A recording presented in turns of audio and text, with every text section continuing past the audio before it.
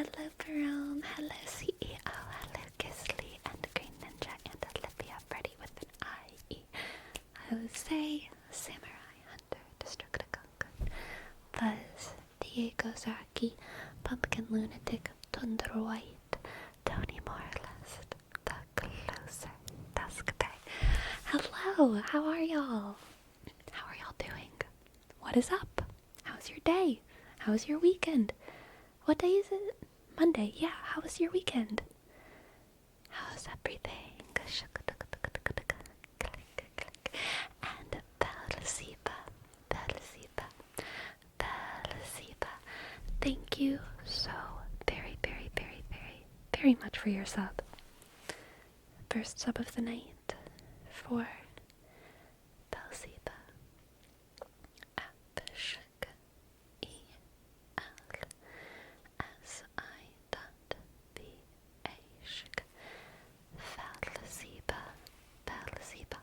Fell.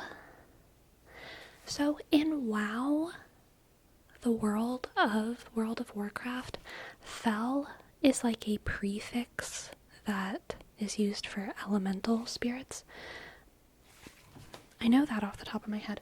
Isn't there some other universe where Fell is used in a similar way to mean like fae or fairy? Fell is used somewhere outside of WoW, right? Or did WoW invent the Fell prefix / magic type? I feel like it's used somewhere else, but I can't think of it. Belzeba. Some D&D settings? Okay. Final Fantasy as well? Okay, so it is bigger than WoW. It is just like a fantasy. Fellwinter in Destiny 2. Ah, interesting. Okay, Belzeba. Okay. Fell does feel, wintry. I don't know what Fellwinter is in Destiny 2. I don't know if that's a person or a place or a time or a what, but, Fellwinter is a cool word. I approve of it. Fell is usually demonic magic. I know that's true for WoW. Is that true for Final Fantasy and Dungeons and Dragons as well? I heard that WoW had some controversy recently with a lot of bank items going missing. That sucks. That sure does suck. Little Sharky, thank you for your sub. Thank you, Little Sharky.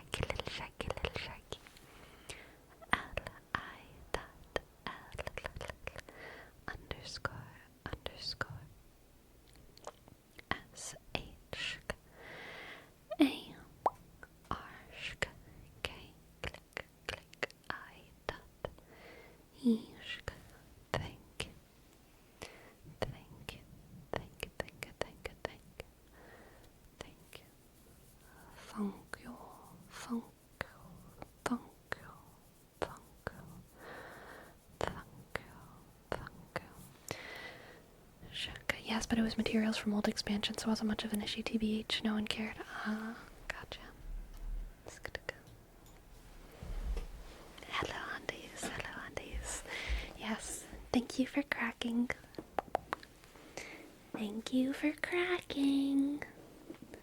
Very kind of you to crack for your chiropractor. Green Ninja, thank you so much. Thank you so much for your tip. Thank you so much. Yes. You know, right as you sent that, I picked up my tarot box. So, the universe was doing the thing, you know? The universe was having a moment.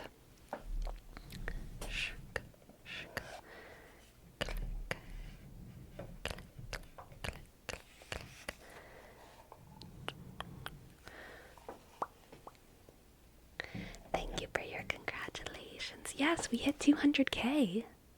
I'm excited. 200k. 500k next, okay? Onward and upwards.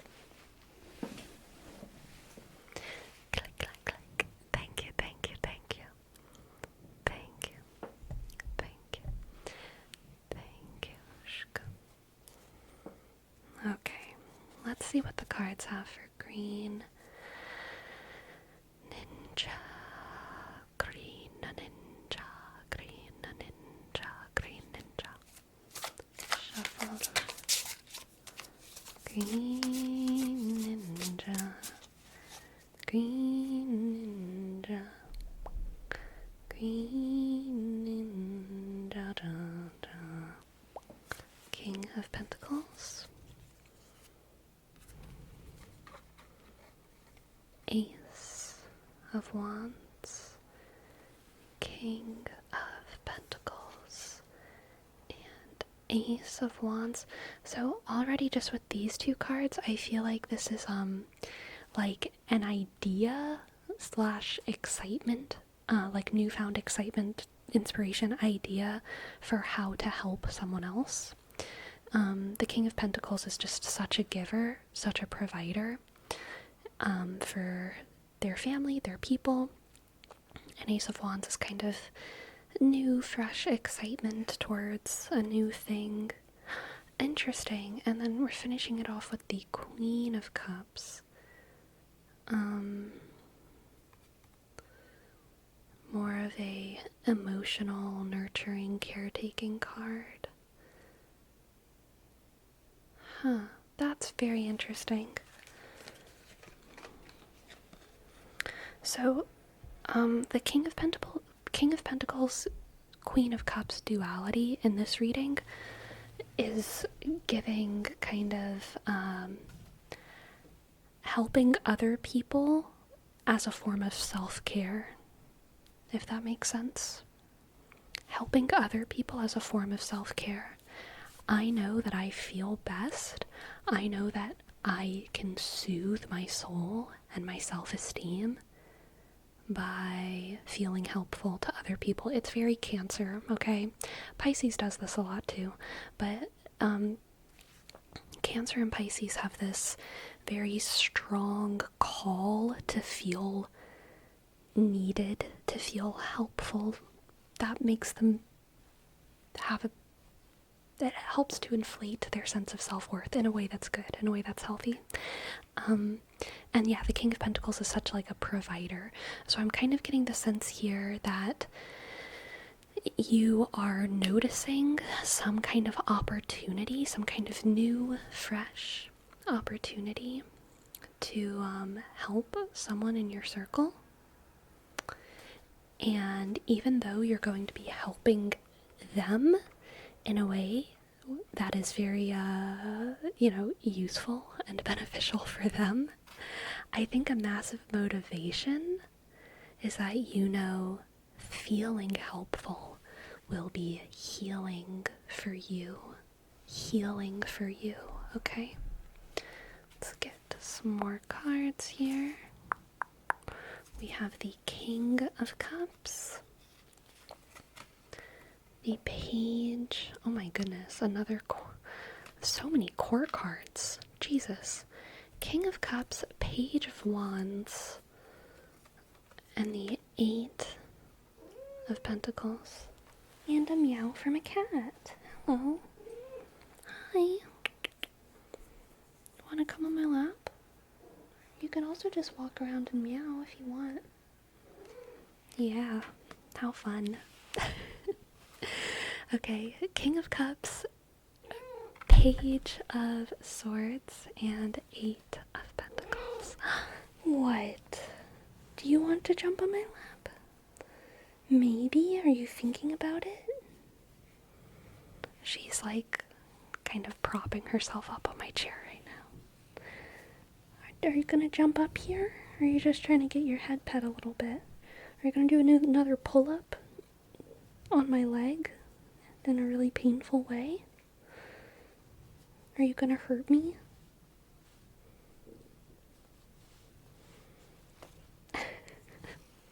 She's thinking about it. She's thinking about piercing my thigh with her claws. She's considering. Okay. King of Cups, Page of Swords, 8 of Pentacles. Oh my goodness, she jumped up from the front of the chair. She didn't hurt me. How nice.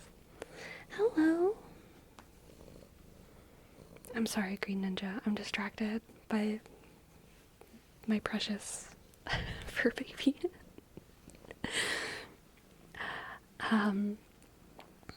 Okay, so you're definitely willing to put in a lot of work here.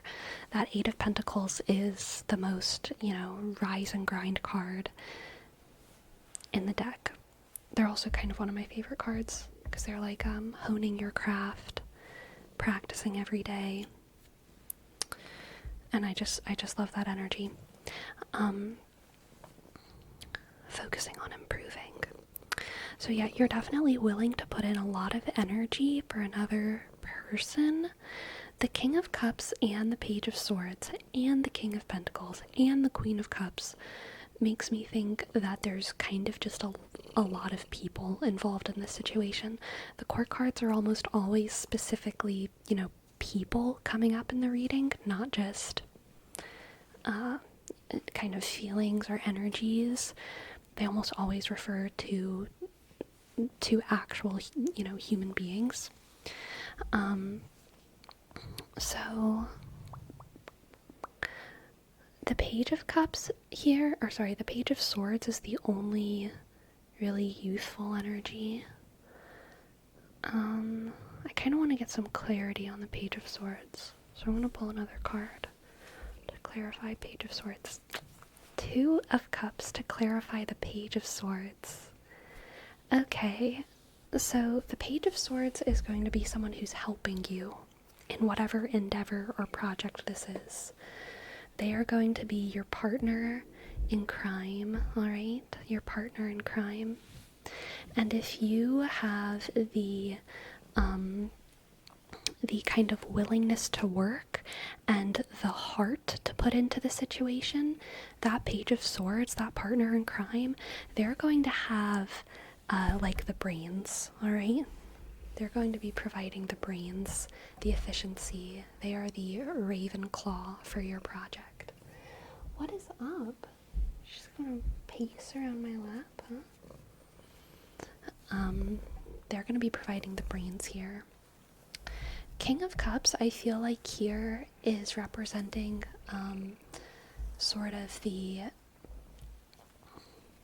closure of this closing of this relationship, the middle ground of this relationship, I guess sort of like the resolution to the dialectic of you being the King of Pentacles to other people, which is being the Queen of Cups to yourself. And that kind of resolves in the identity of the King of Cups, who is an emotional provider. My archetypal idea for the King of Cups is Dumbledore. Dumbledore in the first books, before Dumbledore gets all complicated. He doesn't provide much in those first books in terms of, like, strategy or even really wisdom in those first couple books / movies. What Dumbledore does provide to Harry and to like the young students of Hogwarts is like emotional security, and that's what the King of Cups does. They're like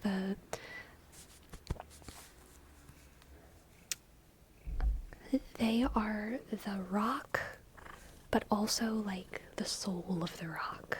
Alright? The Queen of Cups is like the mom who will hug you when you cry.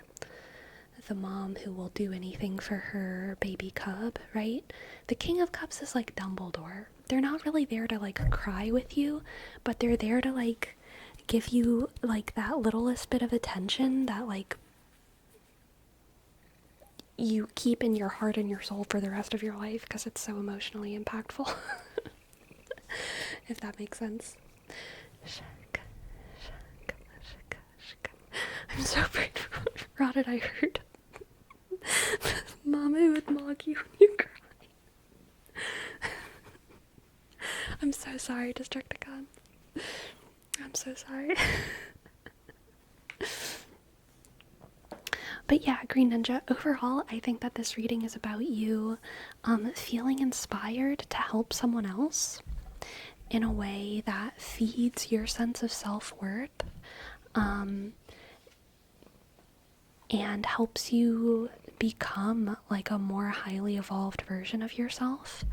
Not only are you going to be providing someone sort of like material, physical support and assistance, but you're also going to be providing them emotional support and assistance. That's also going to, in a feedback loopy way, make you feel good about who you are to this other person. You're going to be putting in a lot of time and labor for them. And to top it off, you're gonna have help. You're gonna have really, really good help on this mission. Okay? You're gonna have really good help on this mission. Let's get a clow card as well. A clow card, a clow card, a clow card, a clow card, a clow card, a clow card. The windy. The windy. I think this will be a sudden, sort of event that will like come into your life really quickly and also move out of your life really quickly. It's like a novella. It's like you already have like this whole life and like this series of books that's your life, and then there's like just this kind of random novella in the middle.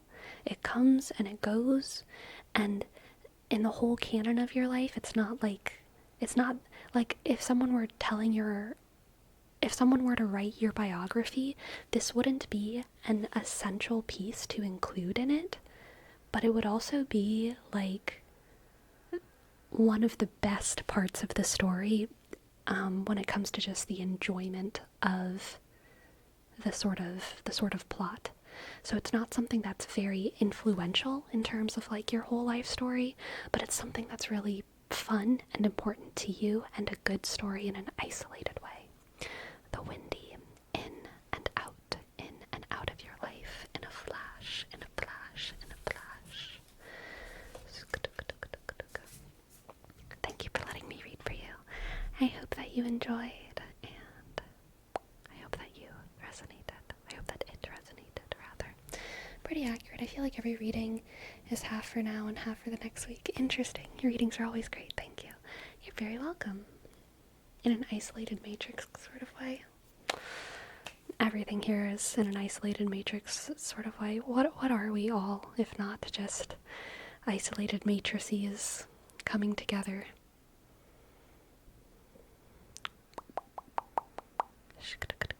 Hello, menace. Menace.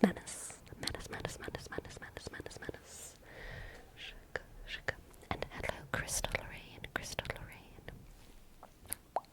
I'm one of your regular ASMR viewers, Jordan 95HD83.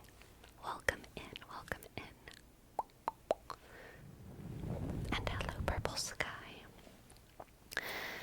Sleepy, surely Gracie's interrupted enough tarot readings for it to actually mean something in the context of the reading. Would you not agree? So always with tarot readings, I think that,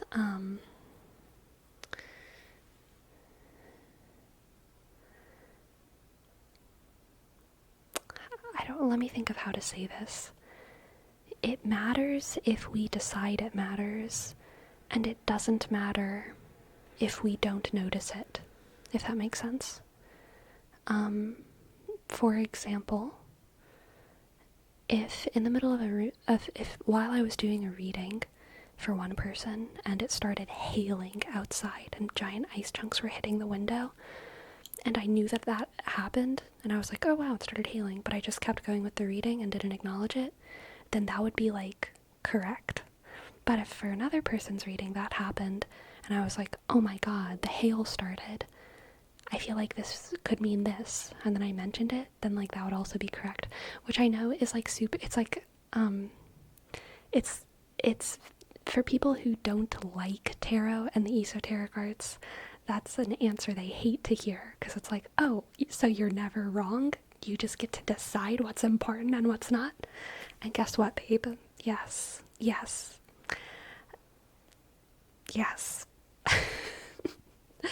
That is how it works. that is how it works, legitimately. If Gracie jumps on my lap during a reading and it feels like it matters, then it does. And then also, if it doesn't feel like it matters, then it doesn't. And it mattering for one reading and not another is normal, and it mattering for one person and not another person, that's correct. Like, whatever, basically whatever happens is the correct way for it to happen. I think, in my opinion. Because, let me think, whenever you're doing a reading, you're interpreting stuff about the material world around you. You're interpreting what's on the card. You're interpreting kind of the energy between you and the person getting the reading. And then you're also, like, interpreting all of the other kind of ephemera around you. And it's impossible to interpret it all, right? Like, I'm not interpreting during the reading, weird shadows that pass by, bits of dust in the air, the sound of cars passing. I might, but I might not. Like, there's too much. But if it stands out, then it matters. And that can even be reduced to specific cards, right? Like, the Ace of Wands can mean so many different things. It means so many different things. But in every reading, I look at it in the context of everything else, and I have to kind of reduce it. Whenever I look at the Ace of Wands in a reading, I don't read it as all of its potential meanings simultaneously. That would be crazy. I have to read it as a more reduced version of all of its meanings. I don't know if that makes sense. I'm not very good with my words today. I can feel it. I can feel myself being a bad babbler today. But I hope that makes sense.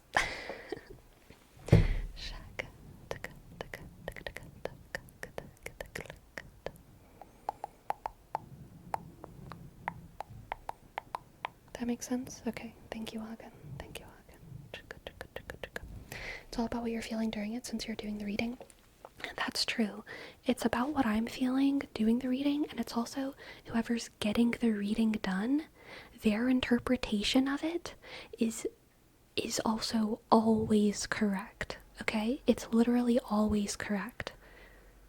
If I'm doing a reading and I don't know this, but you last night, I don't know, last night your pet rat died and you laid a sort of white ribbon over its eyes and buried it in your backyard, that's going to be a relevant card for you in a way that I don't read in the reading. And my lack of psychic insight into the relevance of that doesn't make my reading worse, but also your insight into that moment, whenever you see that card and you think, oh, this has to do with my rat, that is correct, even if I don't mention it in the reading. You are going to have an experience during that reading that is slightly bigger than the interpretation that I give, and that's correct. That's how it should be. I mean, even whenever I do readings, I tend to not get super specific, right? I'm not gonna be your boss named Angela is cheating on you with another employee.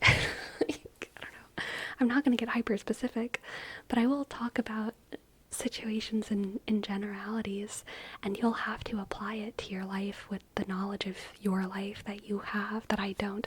I'm not psychic. Like, I don't think that I have any kind of magical insight, clairvoyant abilities at all.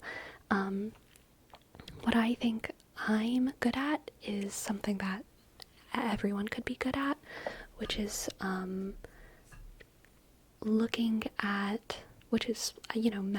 the meanings of the cards and developing a sort of instinct towards putting together a story based off of seeing those meanings all right next to each other, and then communicating that. And it's not super different from like opening up the Bible and reading a verse and feeling like it's relevant because it's the one that it's the meaning that came out. You know? It's not very different from looking at the clouds in the sky and seeing a story that may or may not be there, but you still kind of, in a weird human subconscious way, read a meaning into it. That's true. Like, our subconscious is always working and always communicating to us in weird ways. And I think tarot is kind of just a way, in my opinion, the way that I do tarot, it's a way to like facilitate kind of more direct communication, like with your own subconscious, which is hilarious, by the way, that like human brains are too big for our dumb little souls or minds or whatever you want to call it. Like, it's very funny that we need to facilitate communication with ourselves in order to find out what we already know on a level that we're not like consciously aware of. But I think that is what we have to do sometimes. Because we're so silly. We're just so silly.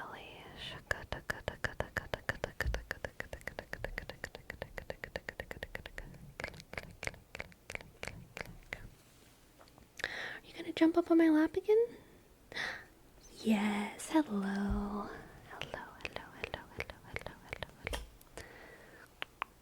Putting together a story through a series of pop culture references. Exactly. Isolated Matrix, you understand.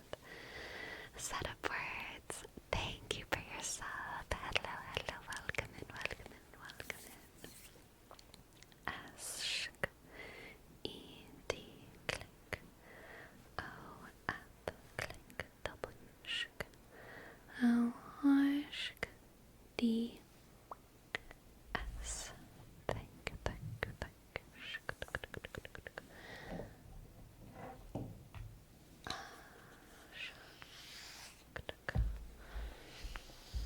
Oh, you're trying to get up into the window, aren't you?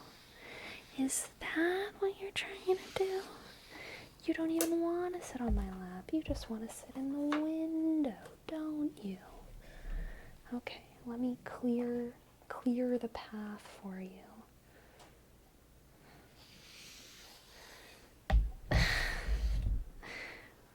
There it is. If you want the path. Maybe she doesn't. I don't know. She's changing her mind. Now she's going back on the floor. TF Colton, thank you for your sub. Thank you, TF Colton.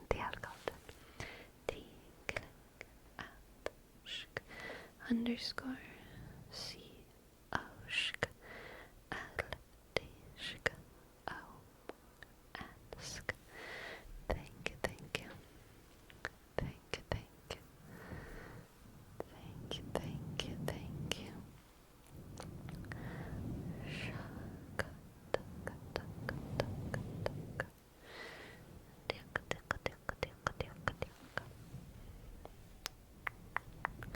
You know, September just kind of went and came this year, didn't it? It did, Hagen. It did. Hope you're having a great stream. I am. I'm actually, honestly, y'all, yesterday was a rough day. And not really for any particular reason, just for like energy, life, reasons. And this morning was also, I was just feeling bad physically. And just like about an hour before stream, I started feeling good. And I was like, oh my gosh, yes. Where was this energy earlier? And I can tell I'm starting to feel better now. And I'm so happy about it. I'm so happy. I think tomorrow's gonna be a fun day. I'm so glad. I'm so glad.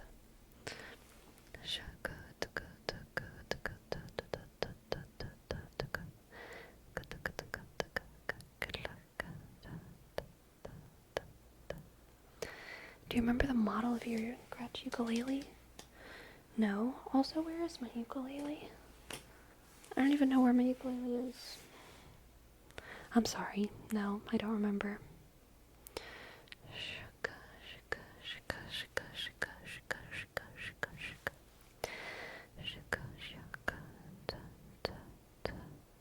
Thinking about Leo and Brittany does that to you. So, Love is Blind did something respectable, dare I say. Almost annoyingly respectable, okay? There was a couple, Leo and Brittany, who were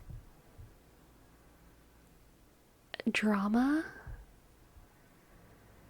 and the show showcased their kind of pod story, but at the point in the show where the couples kind of become official and go to the next stage of the show, the showrunners actually didn't continue with Leo and Brittany because they didn't view them as sincere, and so they didn't continue in the show. Crazy. This has happened in previous seasons, but never with a couple that was shown.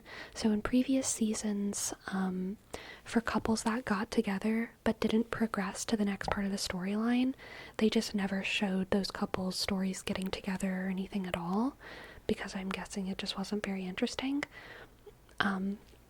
But for this season, they fully showed Leo and Brittany meeting together, and they had this whole love triangle in the pods. But for the next stage of the show, when they're supposed to go on their kind of honeymoon phase, the show just said, no, we don't really think that y'all are sincere enough, so we're just gonna do the five or six couples or whatever that we think are really gonna make it to the altar. So they went on I looked it up. Leo and Brittany did go on a vacation together, by themselves to Miami or something, and then they broke up a couple weeks later. So I guess the show was correct in a way. Surprisingly respectable for them to continue on broadcasting the couples that they believed were more committed to marriage, rather than going to make good content. Because I will admit, the Leo and Brittany story honestly was the one that I was most invested in, because it was toxic and it was interesting and it was content, okay? It was content. But and I think that is why they did show the first part of it. But yeah, they didn't believe in them.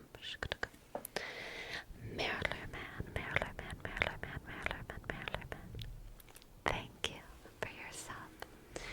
Thank you. Shook. E-I dot R. Shook. L-E. Shook. R. Click. L-E. Shook. R. Shook. M. A. Sk. N. Sk.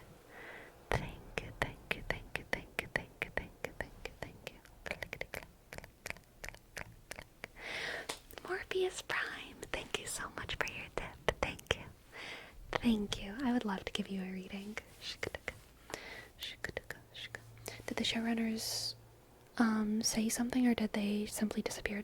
They just disappeared. I had to look it up. I do want to say some stuff though about Brittany after we do this reading for Morpheus Prime. So, someone remind me after I finish this reading. Because I'm on Brittany's side, okay? I don't think Brittany is as toxic as some might assume, considering that she is, you know, a self-defined trophy wife. I don't think she's as toxic. I don't think it's that simple, okay? I think there's more to her. Let's see what the cards have for Prime. Morpheus, Prime.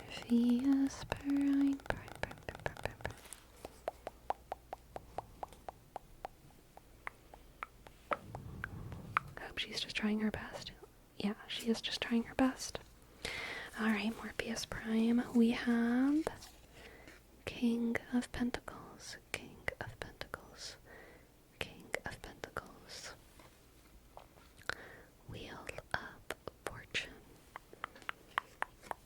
Wheel of Fortune, and the Hanged Man. The Hanged Man.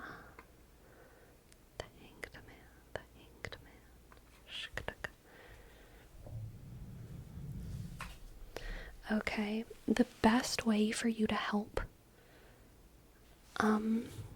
right now, Morpheus Prime, is to wait. Okay, you have to wait for the correct opportunity, otherwise you're going to be an overbearing force in someone's life. So if you want to be someone who does provide like security for someone, the best thing for you to do right now is wait, because there will be a time whenever it's very clear that they need your help, and they're probably going to come and ask you for it.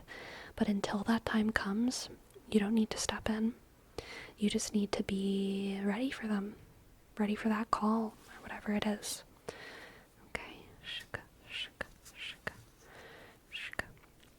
Exactly, Andeus. Overbearing.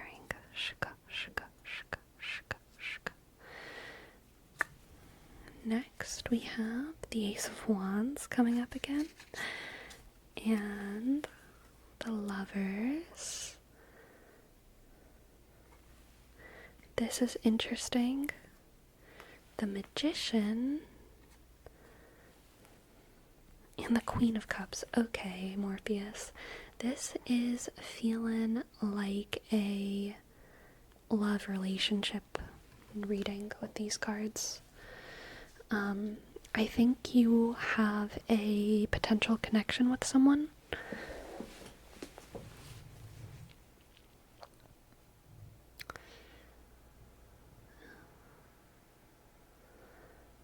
Yeah, and it's just a slow burn.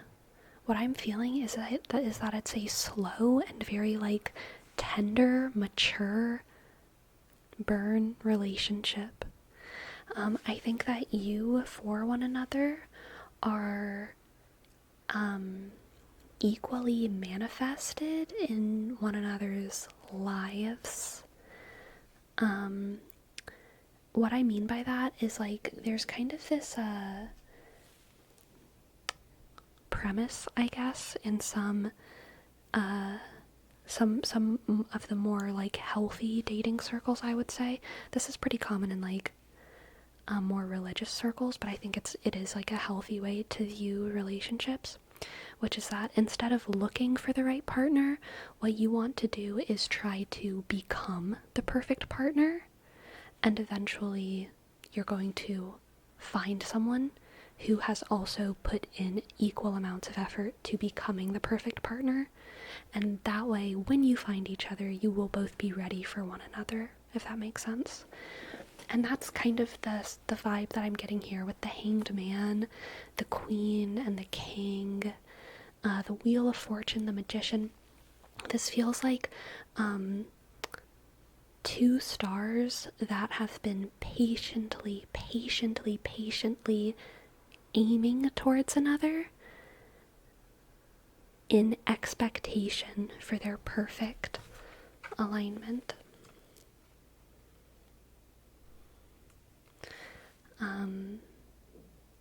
Faith in the process, faith in time, faith in yourself, and faith in the other person as well. A lot of, just like very focused positive energy leading towards like a very mature, easy relationship. I mean, no relationship is like easy, but easy by comparison, you know? None of that young shit. 1, 2, 3, 4, 5, 6, 7. Let's get 3 more cards. We have the Page of Swords. Oh, I dropped it. My bad. Page of Swords.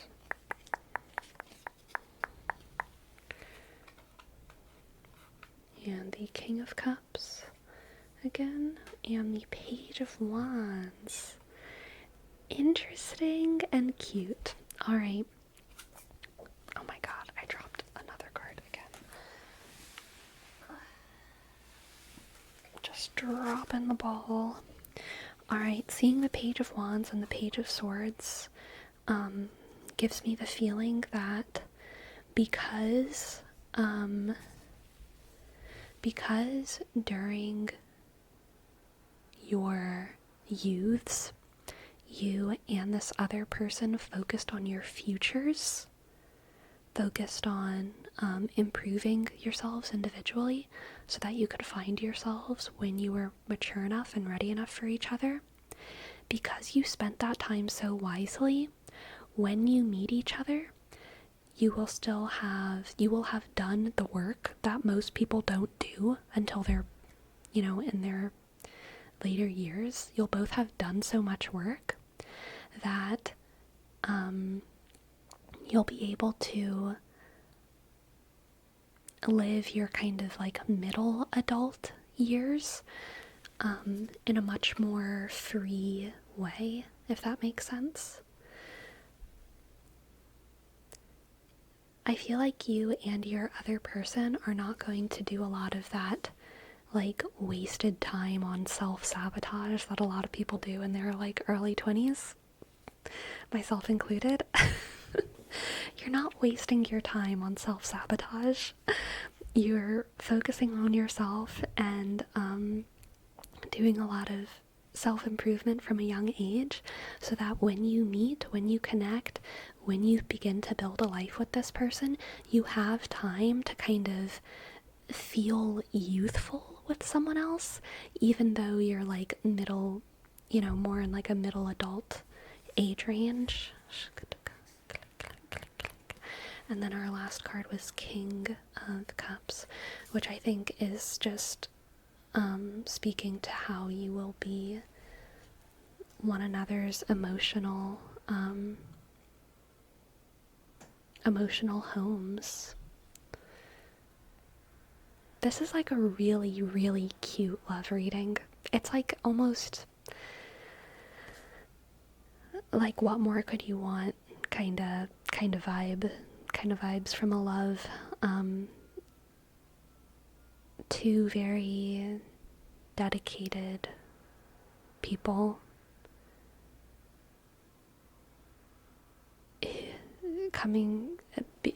two very dedicated people being able to find someone who is good enough for them and being relieved when they find that person and getting to enjoy life because you found your equal. Let's get an oracle card as well. Oracle card, oracle card, oracle card, oracle card, oracle card, oracle card, oracle card, oracle card, oracle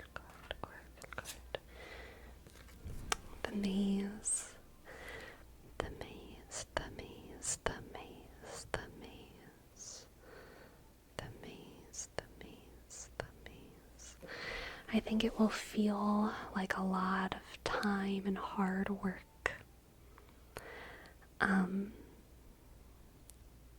to get where you're going. And part of the scariest part about it is that you're not going to know how close you are to the finish line until it's right there. You're not going to know how close you are. But once you find the end, I think you will be positive that you've made it. That you've made it through the tough and the scary. And there's going to be a lot of happiness on the other side, okay? Thank you for letting me read for you, Morpheus Prime. I hope that you enjoyed, and I hope that it resonated. Thank you, thank you, thank you, thank you. Thank you so much.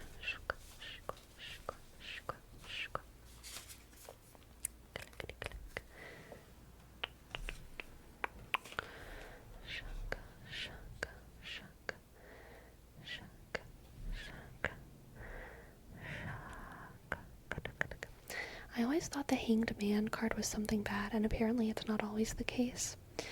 Craniano asked that. The Hanged Man's most simple interpretation is just patience, waiting, staying still, waiting something out. The other interpretation that can be bad, I would say, or more sad, is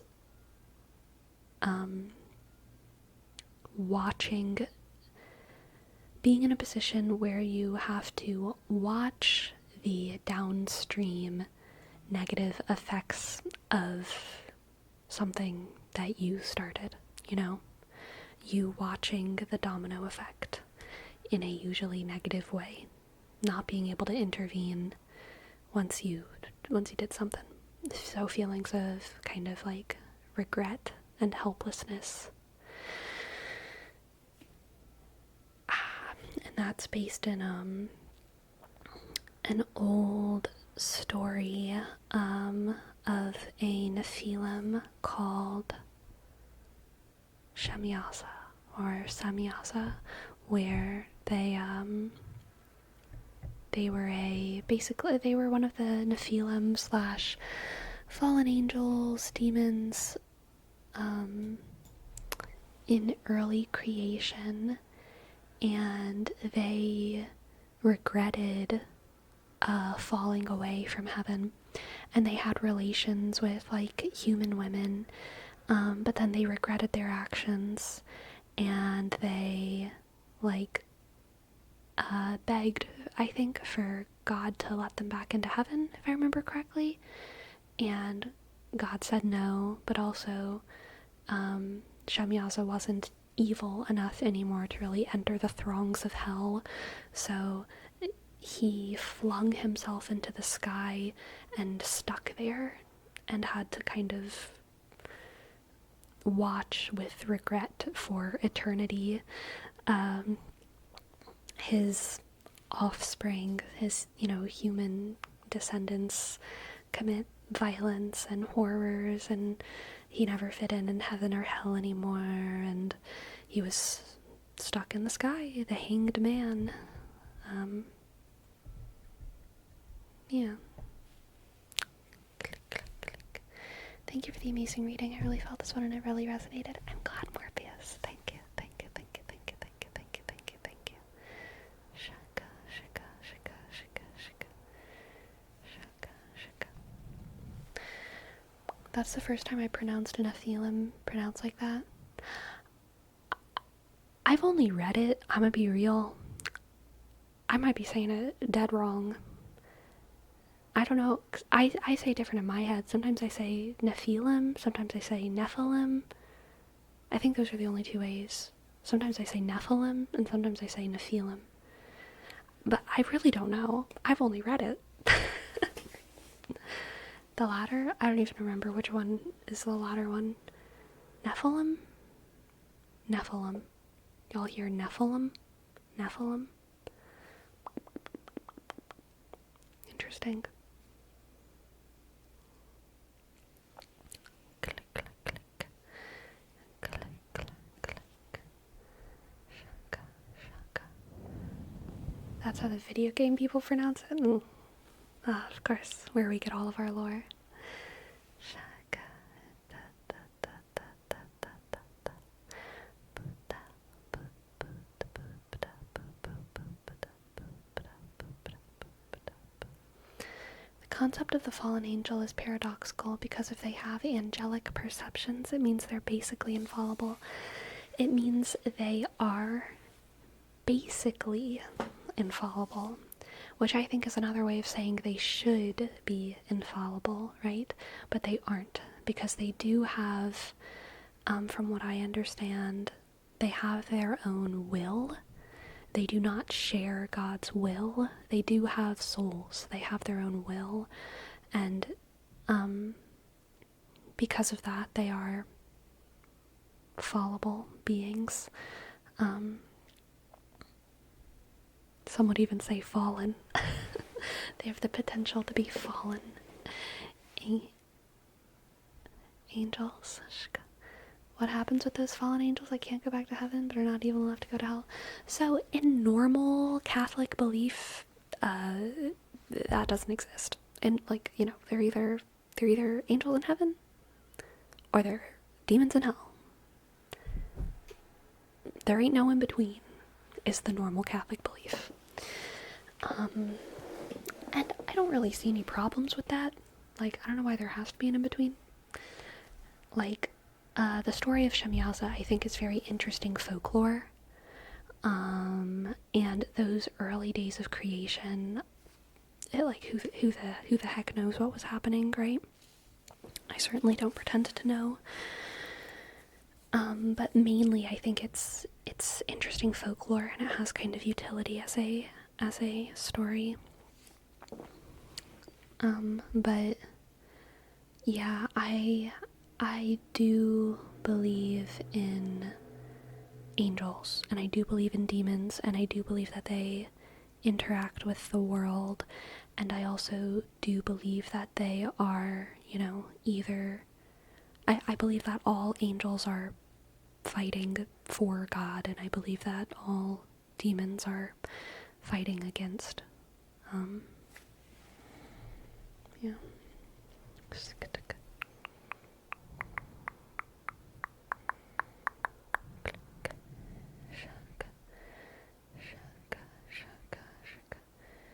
If they were to stay on Earth, would they live pretending to be humans? No. I don't think angels can pretend to be humans. Angels are pretty distinctive. Angels don't have bodies. They are pure spirit. They are beings of pure spirit. Now, they can appear however they want to appear to people's perceptions, right? And they have at special times in history, but I don't think angels have any reason to live as material, you know, illusory material beings. That would be like a human deciding to live as a tree or something. Like, we wouldn't do that. We have too much stuff that we want to do. It sounds boring. It sounds weird. Like, we would maybe want to live a life as a dolphin, but most humans would not, like, want to live like it would be weird. Angels have plenty going on. I don't think they would want to. The idea of an angel wanting to, like, live in completely in the material realm is very strange.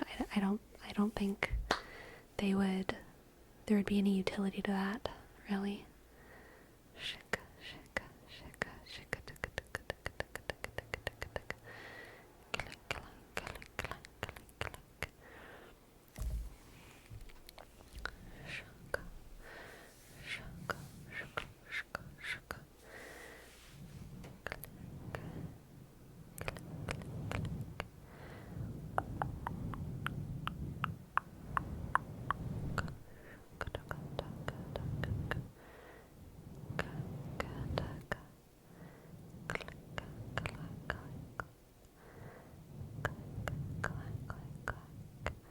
Anyway, I wanted to talk about Brittany from Love is Blind.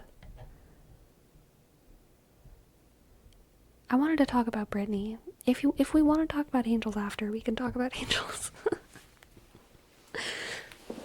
Brittany from Love is Blind is established at the beginning of the season to be a trophy wife gold digger.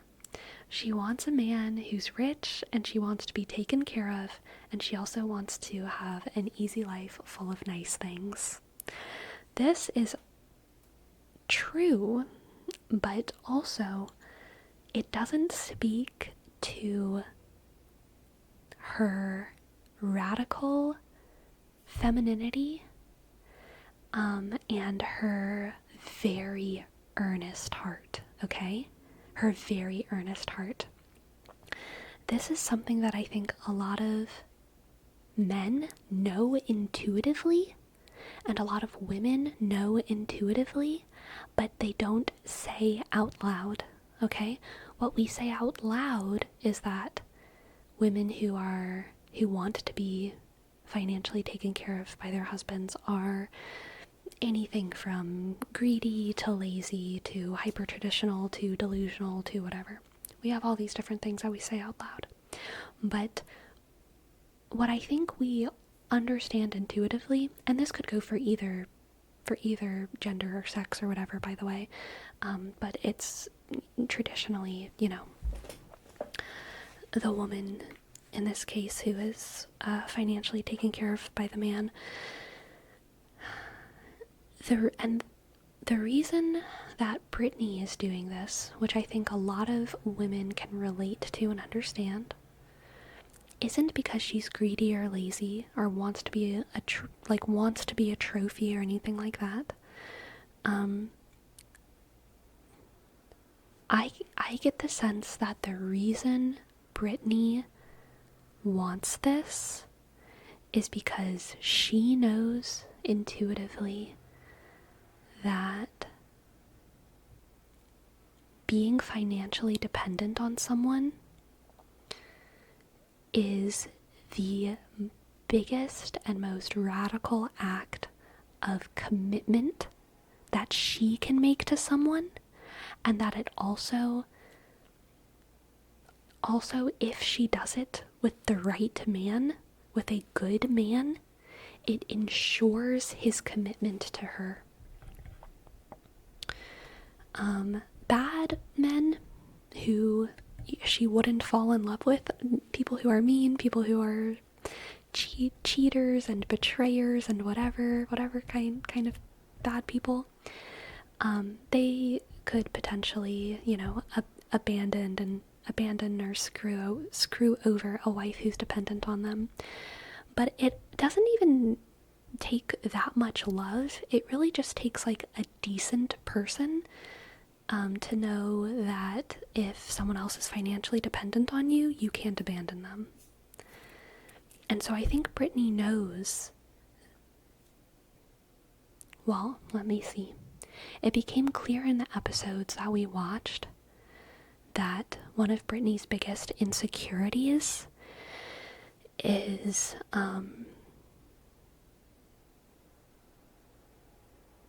instability, because she is so high value that she tends to be paired with very high value men, and because of that, those high value men have no reason to be very, very committed, because they can date whoever they want whenever they want, because they are attractive and wealthy and whatever. And so she's been in situations where she's with a man and, that man makes it clear to her that were there to be someone who was prettier and smarter than her, she would be replaced. So she is looking for someone who will take care of her in all those same ways, but who will never replace her. And the way that she ensures that she will not be replaced is by committing the ultimate sacrifice. By being with someone who is good enough that he will not be able to abandon her for moral reasons because he's completely taking care of her. Does that make sense? She wants to be with someone who will completely take care of her, who also has the moral compass to know that if he's completely taking care of her, he cannot abandon her. That's what she's after, that kind of security. So it's not because she's greedy. It's not because she's lazy. It's because she's scared. And she's scared in a way that is like very relatable. Like, this is something that I think all, if not most, women like have on their minds, you know, or they think about when they're in a relationship, especially if they're in a relationship where they're financially dependent on someone. Because if you're a woman and you make a low salary but a salary, and you're with a man who makes a very high salary, if things get rough, he can kind of leave you comfortably and know that you're gonna be okay. He's not ruining your life by leaving you. But if you make no money and he makes all the money, if he's a good person, he's not gonna leave you. It's a pretty big trap to put him in, to say, you are the reason I'm alive, and if you leave me, I'm homeless and I have no job and no money. It's a lot of responsibility to give someone. I'm not saying it's good, but it is definitely like a way to look at the world, and it's not based off of like greed, I don't think. I think it's just it's an insecurity. It's an insecurity. Trauma bonding. Yeah, I think that's fair. Loka.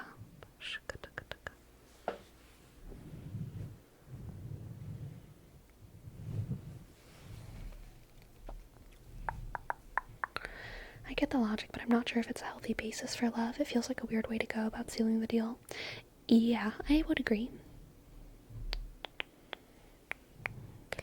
I wouldn't say people would leave them, but they wouldn't leave them out of the blue.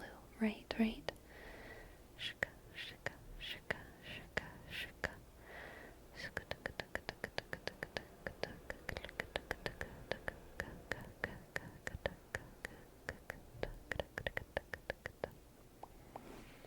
It's a way to love, so to speak, but not a healthy one. I think that's fair as well. It's a different type of commitment. It's truly a different type of marriage. Like, I don't know.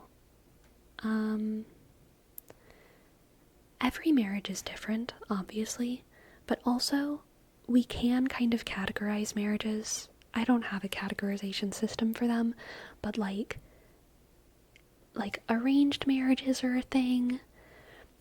Hyper traditional marriages where there's a housewife and then a husband who makes all the money is a thing, and then 50-50 relationships are a thing, and there's like stuff all kind of in between, and there's maybe other ways to look at things as well.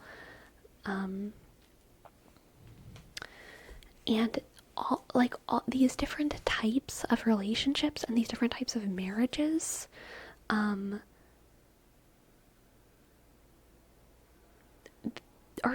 significantly different. I mean, they're different types of deals. I think marriages are deals, they're partnerships, and they're not partnerships.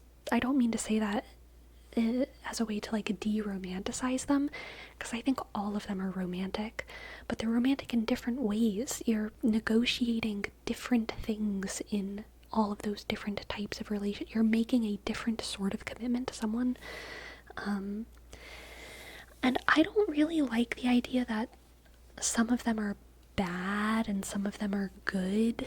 And I think sometimes when we throw around language like healthy and unhealthy, we kind of need to like check our cultural biases, right?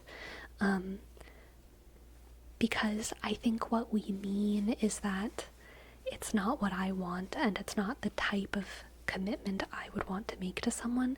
But I think that there are some people, some cultures, some whatevers where that type of relationship is what feels the healthiest and safest and most sustainable for them, you know? And like, I respect that.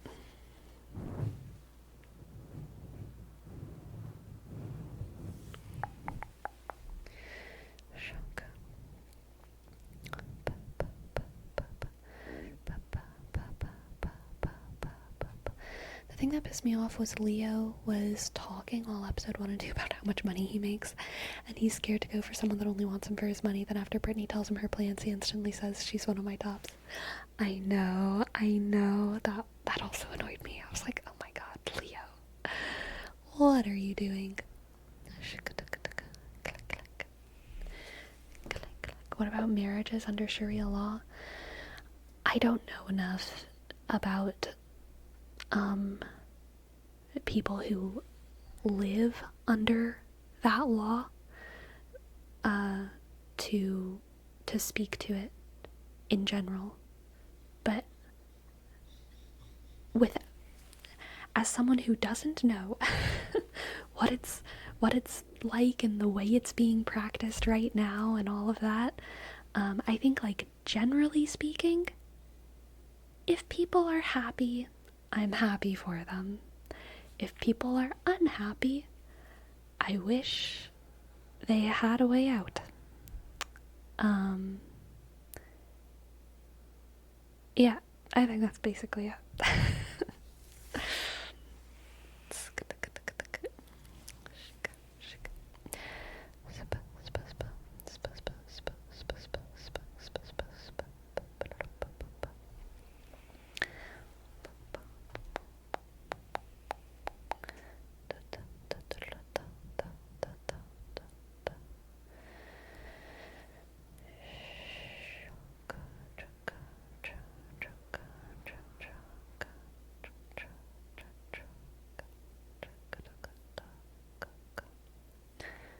So long as people get autonomy and can choose to stay in those situations, then I'm okay. But if someone doesn't have consent, then we have a big problem. Yeah. I agree with that, Destructicon. I think consent is, like, pretty important factor of all of life. Sharia law marriages are generally not that different from the stereotypical idea of Western marriage nowadays. Yeah. Like, yeah, I don't really know what is implied in the term Sharia law marriage. Like, I don't know, if someone had asked, like, Islamic marriages, I would be like, that sounds great. But I think this is just like a me not being educated moment where, when I hear the term Sharia law, I tend to think about governments rather than religions.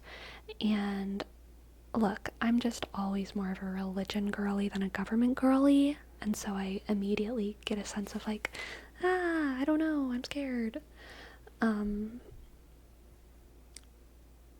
So yeah, I don't really know what all is implied in Sharia law marriage. I don't really know what that means. Are all Islamic marriages Sharia law marriages? I feel like they would be, in the same sense that, like, you know, all Christian marriages are like 10 Commandment marriages, I guess. But I don't know. The only time I hear Sharia law is when people are fear-mongering. Yeah, kind of.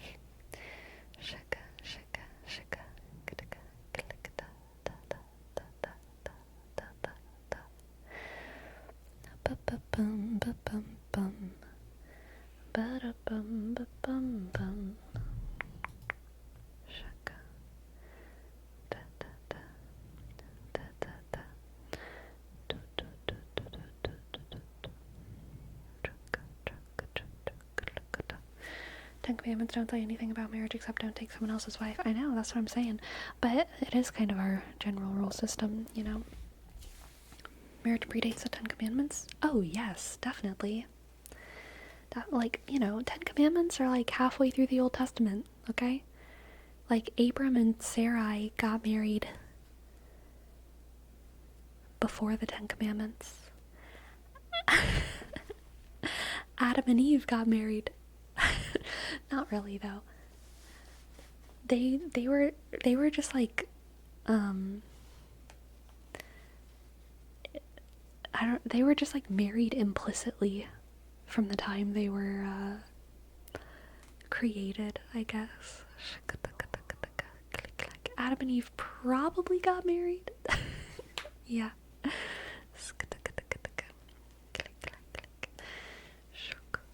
They had a union from creation. I mean, I think so, Destructicon. I think it's one of those maybe things that's like, it's not even useful to think about. You know what I mean? Like, it doesn't make sense to think about.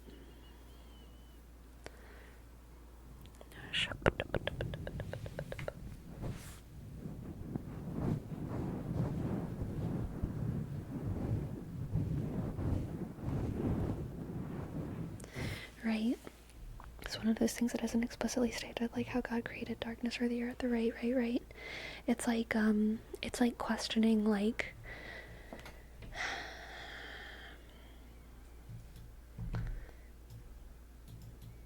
I don't know. It's like trying to question, like, when was Jesus' bedtime?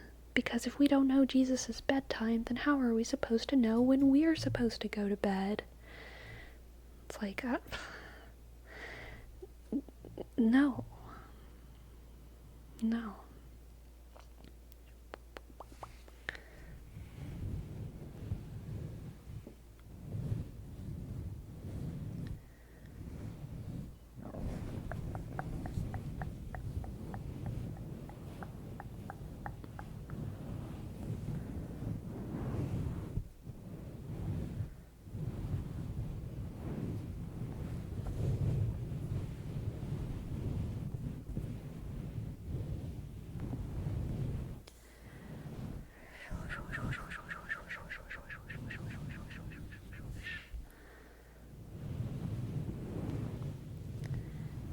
Wolfie.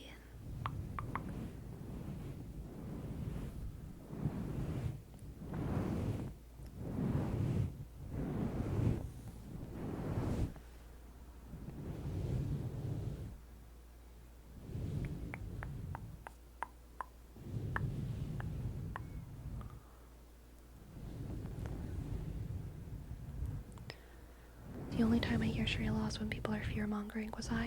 We weren't accusing you of fear-mongering, Mock. We were more trying to explain why we don't have a good understanding of Sharia law is because the only time that people talk to us about Sharia law is when they're fear-mongering.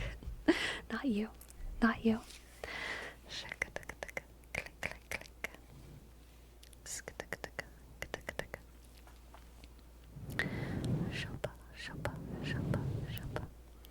Hi Joel, my day's been great.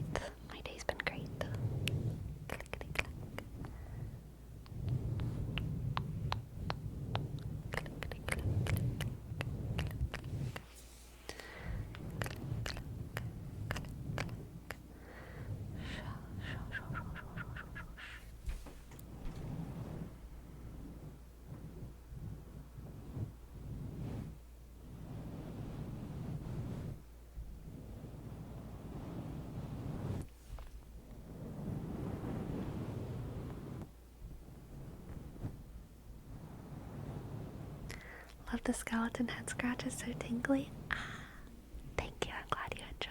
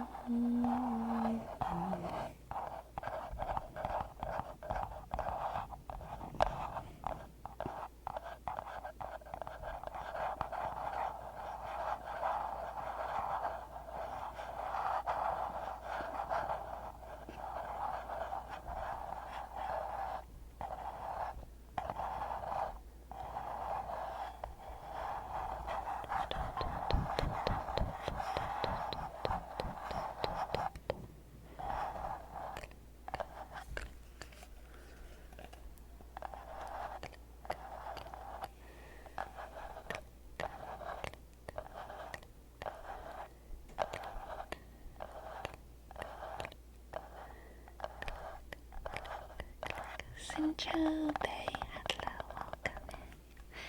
Thank you so much for your tip. I would love to give you a reading. Thank you so much. Thank you so much.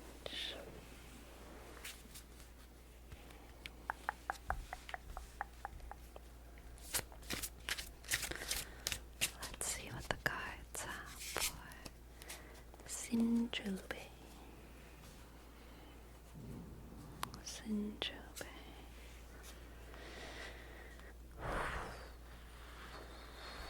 We got the Three of Swords, and the Emperor.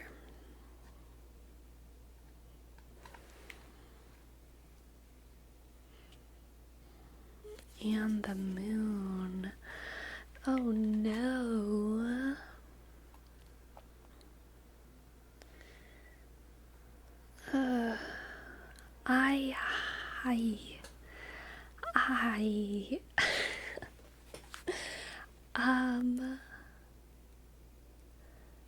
I feel like you have to keep some kind of big painful secret for the betterment of the people around you. Like, something really sad is happening. Oh my god. I'm gonna share something that, like, I don't know why. For the past couple weeks, I've been thinking about this a lot, but this reading kind of reminds me of it. For the past couple of weeks, I've been thinking a lot about my parents growing up and how much they went through. And I had no idea, because I was a kid. And I had no idea. And they went through a lot. I know they went through a lot. And I had no idea. And I know that was probably a little bit intentional on their part. And it was probably them being good parents. But it still makes me really sad that I, as a 10-year-old, 7-year-old, whatever, didn't comfort them when they were going through hard stuff, which is ridiculous, of course, because that wasn't my job as a 7, 8, 9, 10-year-old, whatever. But, and it was their job, probably, to hide things from me that I didn't need to know at that age, things that made them sad. And that's what this reading is reminding me of, because this reading is the reading for a leader who is hiding some severe heartbreak and sadness for the good of someone else. And it might be the right thing to do. It might be the right thing to do.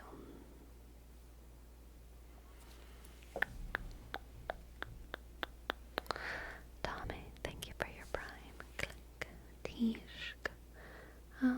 Amshk. Shk. E. Click. Hk. Tishk. Gshk. Thank you. I'm gonna give you a cloud card as well. Cloud card. Shk, shk, shk. Let's see what we have here. Percentrobe. It's the unnamed card. It's just the heart with wings. Oh my gosh. Of course it is. Of course it is. It's all out of love. This reading is full of just like really like love, Sinchobe, love and care for the people around you, but also acknowledgement that you can't share some element of your pain with them, because you have to play your role as the leader, the emperor. I hope that you do have an outlet, Sinchobe, even if it's not to your citizens, so to speak. You know, I really hope that you have an outlet. Thank you for letting me read for you. I hope that that resonated. And I hope that you enjoyed. Thank you so much.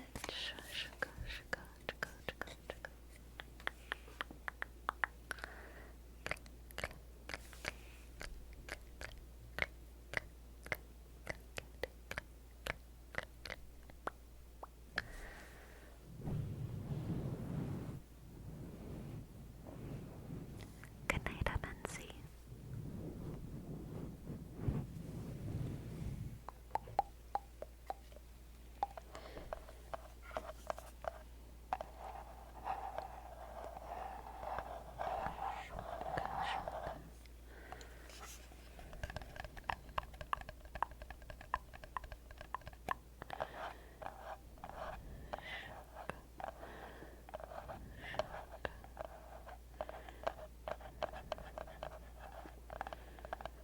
Ah, that's interesting, Galaxy Wanderer. I can understand the logic of that. In Sunnite Islam, intercession is not allowed. The relationship between the believer and the God is supposed to be direct. Therefore, you can't have an official institution like the church. So Sharia is their effort to create a homogeneous set of clear rules without the need for a centralized institution. Yeah, there's a logic for that. I get that. Sinjobe. Thank you. Alright. Alright, everyone.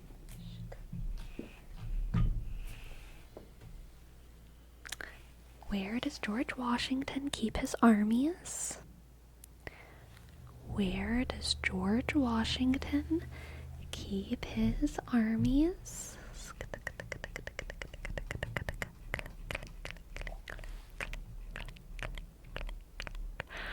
Where does George Washington keep his armies?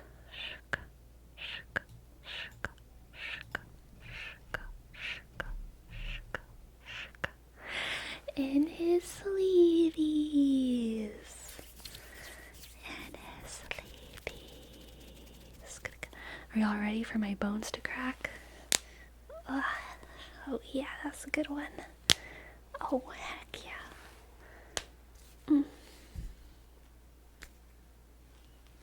Maybe not that.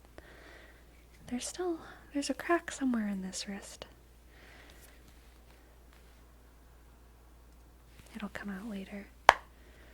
There we go.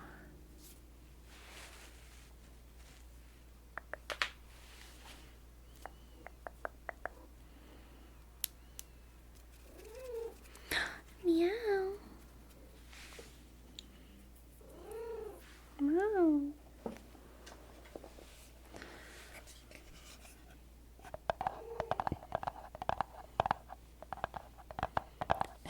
Gracie also wants the cracking. Cracking the bones of my cat. Sounds terrible. Terrible.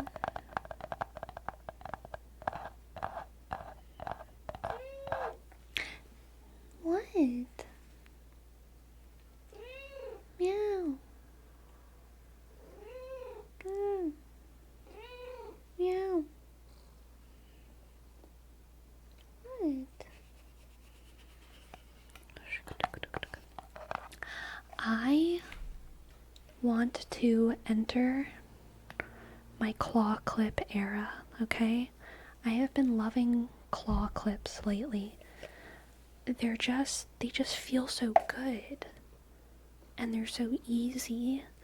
And I kind of like the little tiny ponytail that they give me.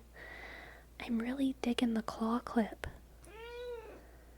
I like the claw clip. Claw clip. Claw clip. Claw clip. Shika, shika, shika. You don't want to enter the banana clip era? Banana clip? What's a banana clip? I don't know what that is.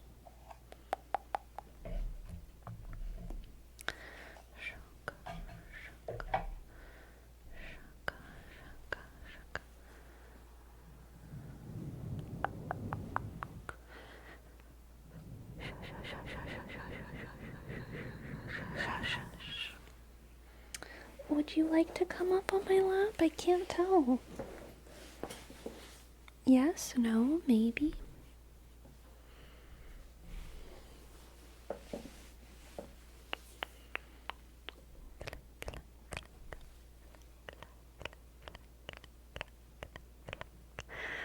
Shaka, shaka, shaka, shaka.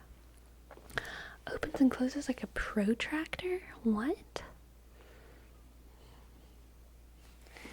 Okay, come up here, girl. Just stay right there.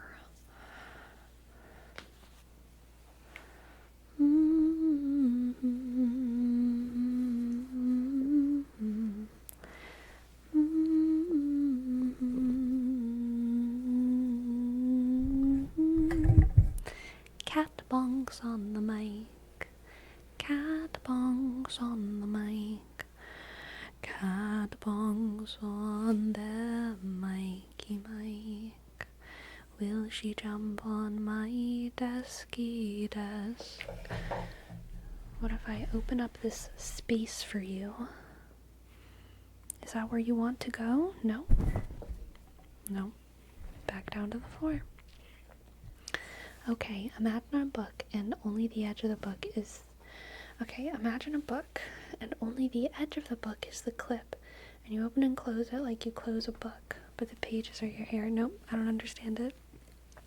I do not understand it. This makes no sense to me. This makes no sense. Do you want to go onto that corner of my desk? Is the glass of water in your way?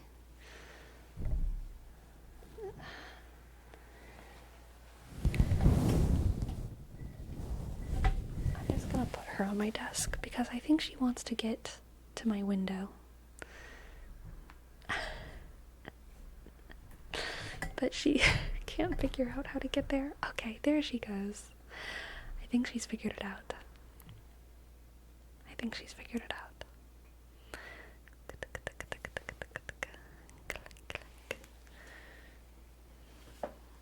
Shika, shika, shika, shika.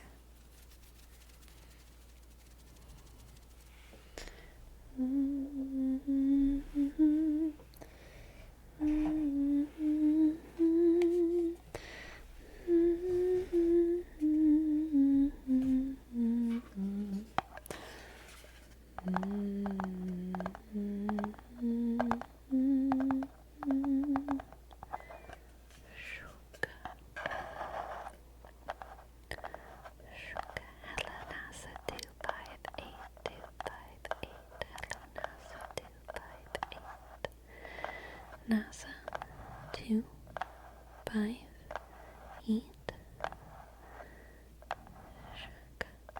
You need to tell your Skelly friend that their piano posture is horrible. Skelly friend, your piano posture? Horrible.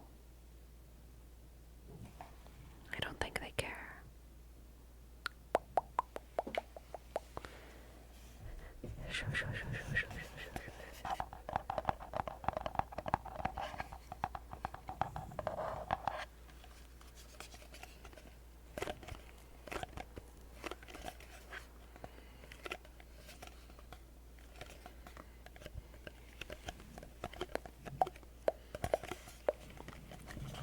Y'all, I love Aurora, the singer, or Aurora. Longtime fan, okay? Longtime fan. And today on my YouTube, a collab popped up between Aurora and Jacob. I don't know how to pronounce his last name. Is it Collier or Collier? I have this Louisiana habit of wanting to pronounce things the French way. So I want to say like Collier, but maybe it's Collier. I don't know. But I really wanted it to be good, but I did not like it. It was weird. I thought it was dumb. I wanted to like it so bad because they had like this beautiful setting kind of, and it was for like the oceans. I love like music with a cause or whatever. But it felt so, the lyrics were really dumb considering who wrote the song. I mean, I'm guessing they wrote the song, but maybe they didn't. Maybe like Big Ocean wrote the song, you know what I mean? And like, again, I'm pro oceans, but it just felt badly written and boring, and like it kind of felt like oh god, earlier this week I saw, oh my god, I almost don't even want to talk about it. I'm going to though.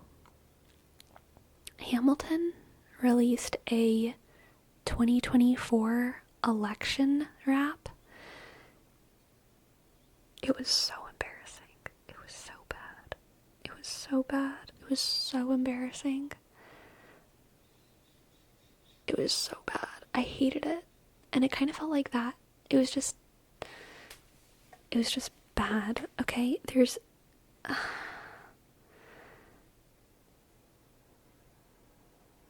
it I felt like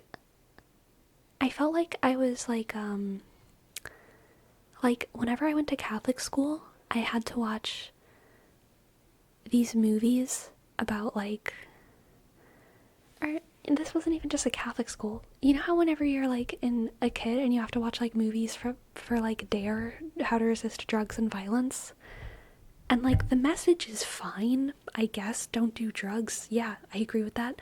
But like it's so cringe and it's so bad for so many reasons, and it's like insulting that it's being shown to you. Because it's like, who do you think I am? You know what I mean? And like, maybe I should be less insulted. Maybe I just need to get over it. Maybe this rap was like, you know, written for 12-year-olds. In which case, maybe 12-year-olds would love it or something. But like, God, it just felt so bad. It just, ugh.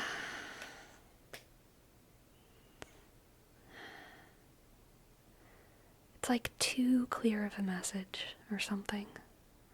No nuance, no art, no storytelling.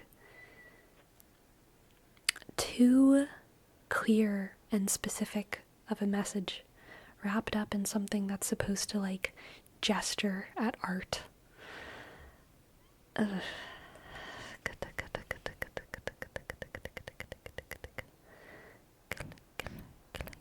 It shouldn't be for 12-year-olds, they can't vote. That's true. It must be for 18-year-olds and older. Oh my god.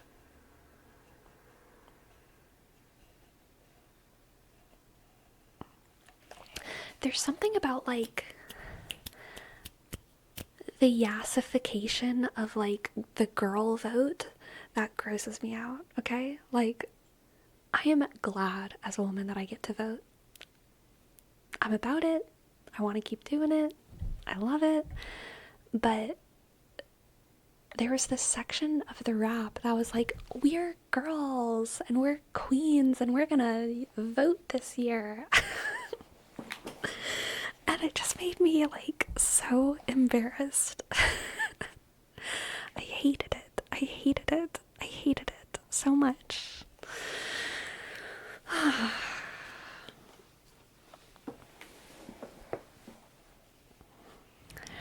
That sounds omega cringe. Yes, it was. It was omega cringe.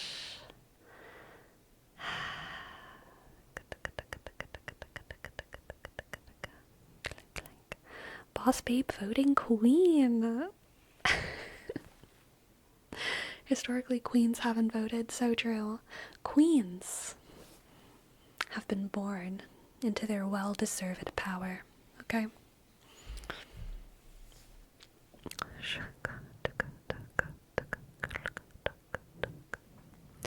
Question, is Hamilton itself not at least slightly cringy at this point?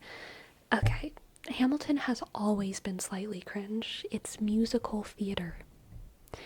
But I still do love Hamilton. I do love Hamilton. Shaka, shaka, shaka.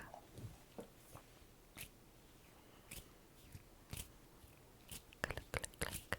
Hello, Kill702. Welcome to the chat. Welcome to the chat. Welcome to the chat.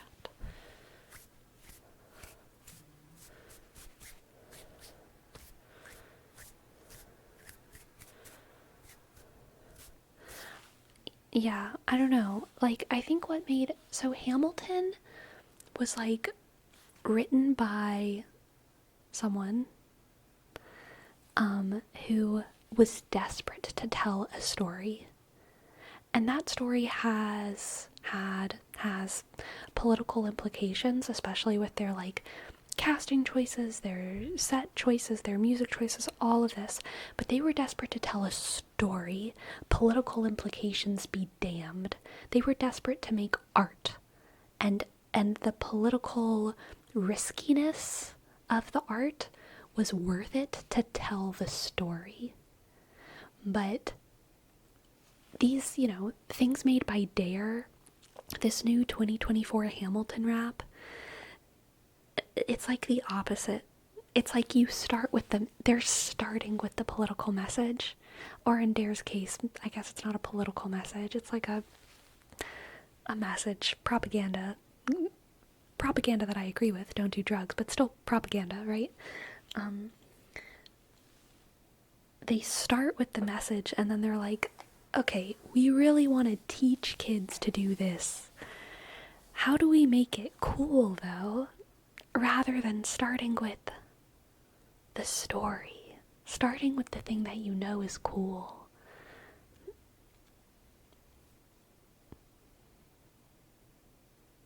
And cautiously invoking a message. Because it's a side effect of telling the story that you want to tell.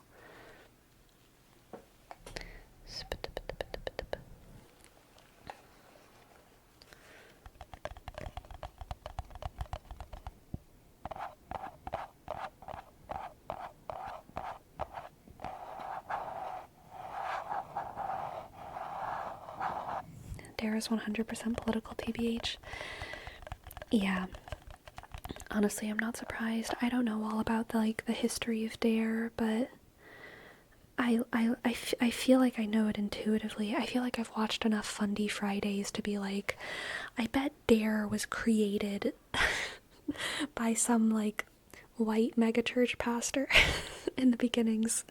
In the beginnings, Dare was created by some white megachurch pastor who was weirdly into eugenics or something. I feel like my spidey senses are on Dare, all right?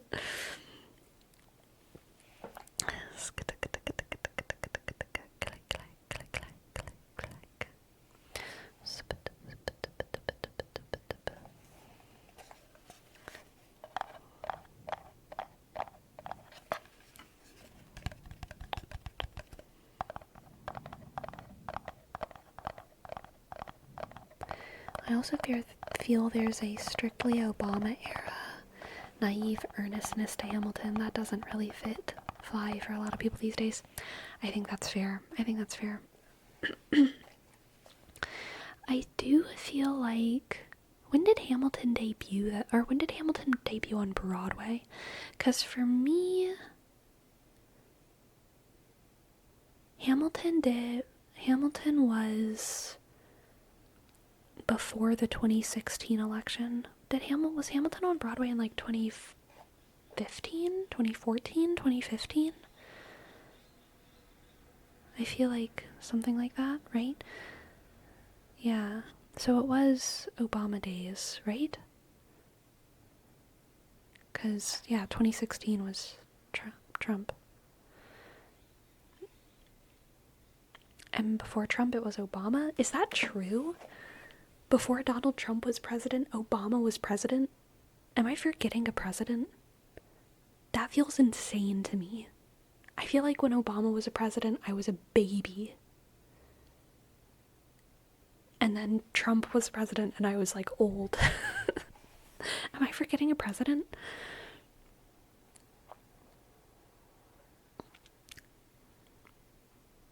Two presidential terms? I guess so. I guess so. That is wild. Time. Oh, time. Shaka, shaka. It went from Obama to Trump. That is so weird. I don't know why that's so weird. I feel like the world changed so much in 2016. Wow. It's like 2015 and then 2016. Oh my god. Holy guacamole.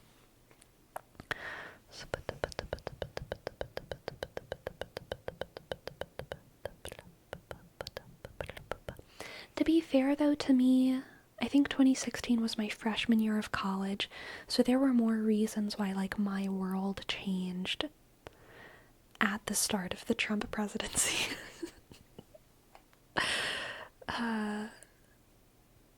A lot of growing that year.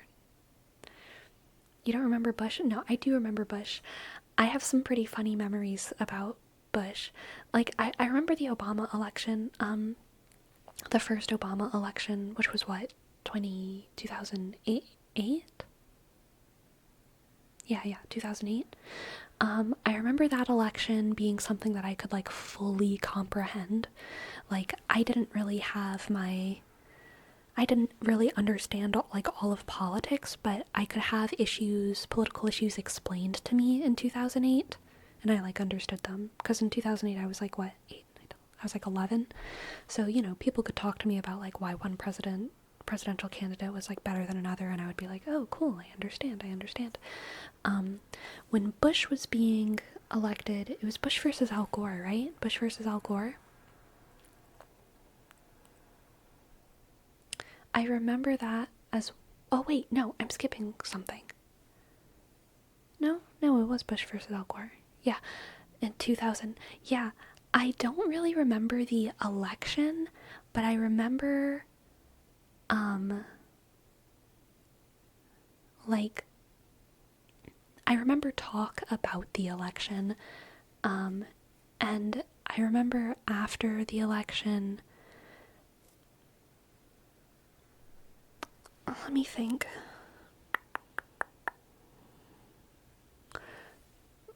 Who was 2004? It was Bush versus, I want to say Kerry. Second time was Gore, first time was John Kerry. No, wait, I thought it was the opposite. Because I remember the John Kerry election. I feel like I remember the John Kerry election, but Bush versus Gore, I feel like was a little bit before my time. 2004 was Bush versus Kerry. Okay, yeah. Bush versus Kerry I could comprehend as well. I remember Bush versus Kerry fairly clearly, actually. That's funny. 'Cause, gosh, I feel like in some ways politics are like freaking crazy now, right? And in some ways definitely crazier and higher stakes than they used to be. But also, I think what made, like, at least in my bubble, what made Bush versus Gore, Bush versus Kerry, and the first Obama, I can't even remember who, Obama versus Romney, right? What made those elections different in my head was that when I was young, there were adults in my life who were McCain then Romney. There were adults in my life who were Republicans and Democrats and independents, and it wasn't always obvious who they were voting for. Like, I remember having conversations with adults about McCain or Romney or Obama, and all of the, I come from a small Catholic town. All of them were conservative, comparatively speaking, to like the rest of the country, to the way, us to the way that a lot of us, I think, feel now, just by default of like being an internet person. All of them were like would be considered conservative, but not all of them were always obviously by default voting for the Republican candidate. Like there was a lot more people voting in different ways based off of policies and based off of like whatever stuff, whereas now it's like we all know who we're voting for. And it's like obvious, and I don't want to talk about who we're voting for, to be clear, but like I feel like most of us feel as if we don't have a choice, if that makes sense. No matter what side you're on, most people feel like they don't have a choice. Whereas when I was younger, I always felt like people had choices, you know? For better or for worse. For better. I think it was probably good. I think it was probably good that there was a little bit more variety and all of that.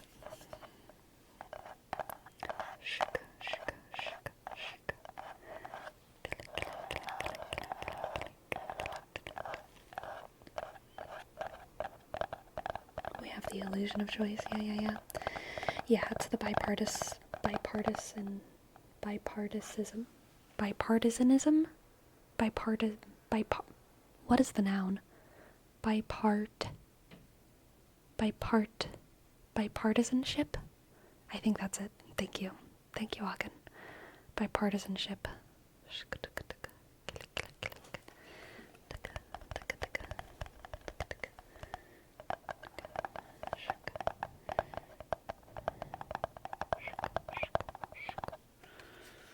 Agreed, I'm 27 and remember when Obama was elected and it wasn't crazy, and then all of a sudden 2016 politics went sideways. Yeah.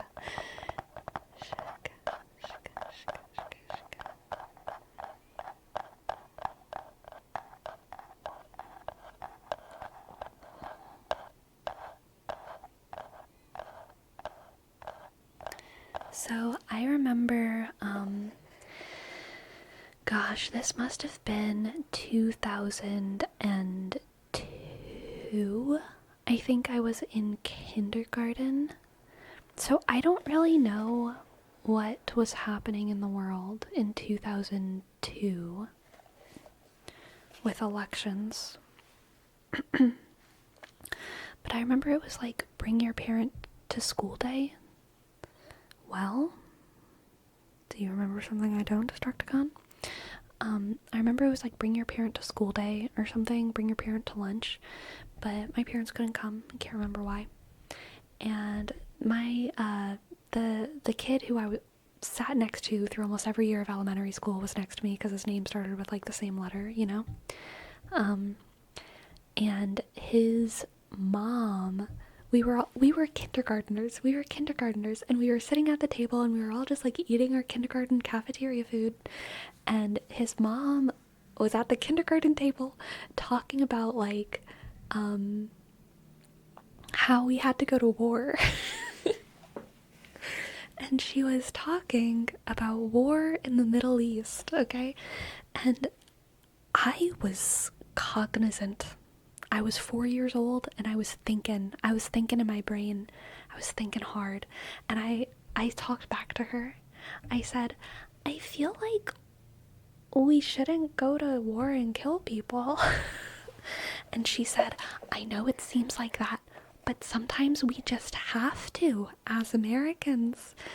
And I was like, that seems wrong.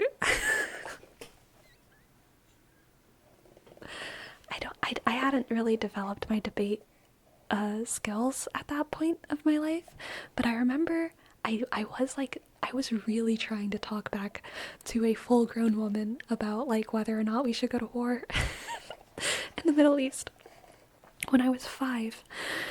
Oh my god. I'm sure I embarrassed myself so bad.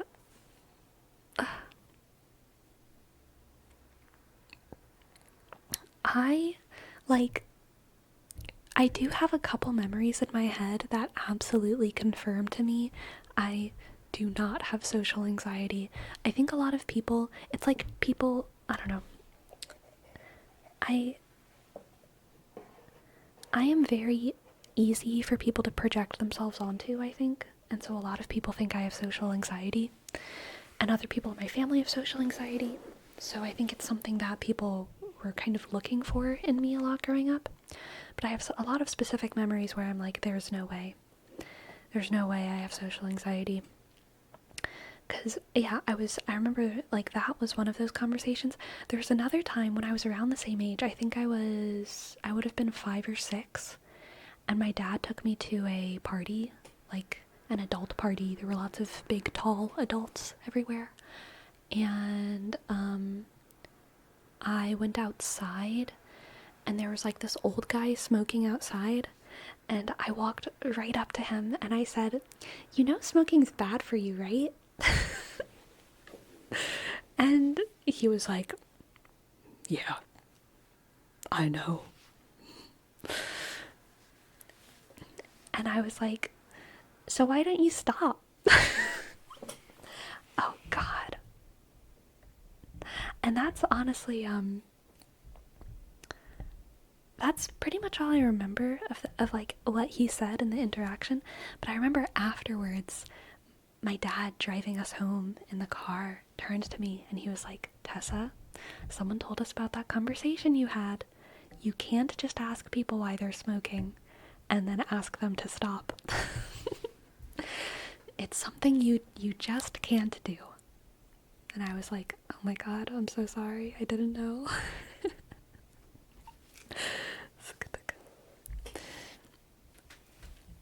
When I was a kid, I gave no fucks. Either that, I just convinced myself I gave no fucks. Yeah, same, Hagen. Same.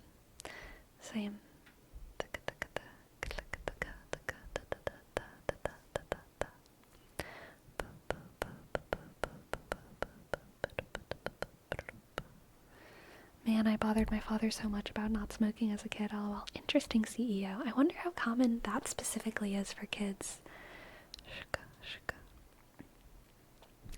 I don't know if you've answered this already, but when did you start getting into politics? I would say in a way that I was aware of it.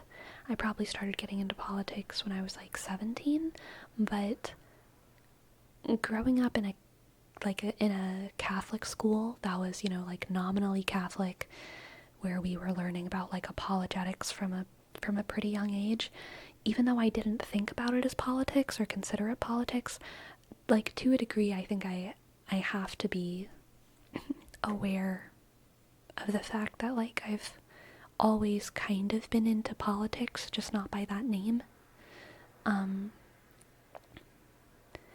And then also I grew up like in the car. My family was like always listening to NPR radio. Specifically my dad. My dad's just always been like listening to NPR radio. And so, I got the Catholic stream of knowledge at school and the NPR radio stream of knowledge at home, and I was always asking a lot of questions. So, even though I didn't consider it politics, I think I've always been, interested in what's happening in the world and invested in what's happening in the world.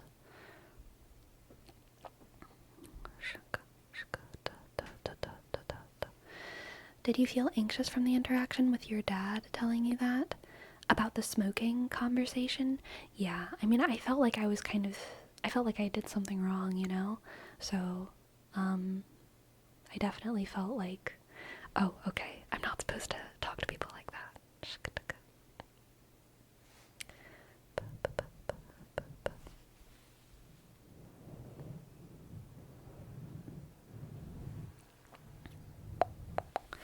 I've always been annoying and opinionated. Everyone else needs to catch up. I feel that, and Olivia. Oh my God, I feel that so much. Yeah. Yeah.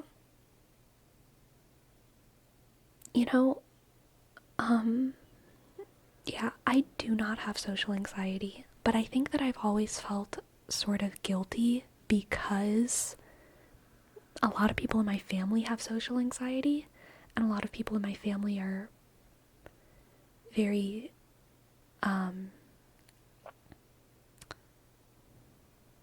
demure with their beliefs. And I, because of that, always felt very self-conscious about being so outspoken with my beliefs. I almost felt from a very young age like I couldn't help it. When I get into something, I can't hide it.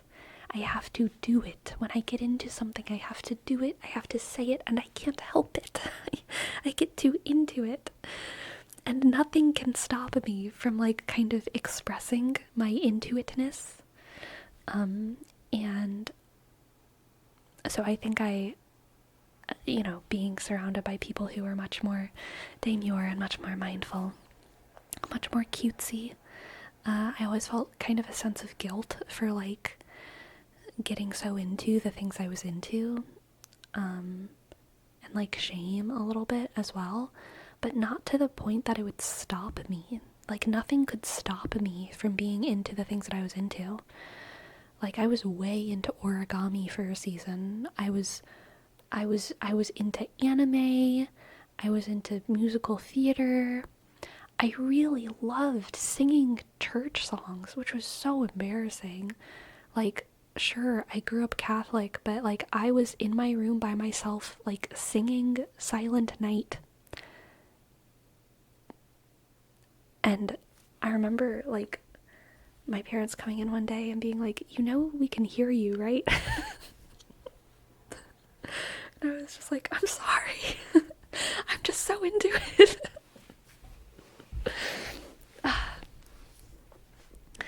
So, yeah, I can't help it. I just get really into the stuff I'm into. Hello, Neatrix. Hello, Neatrix. Welcome to the chat.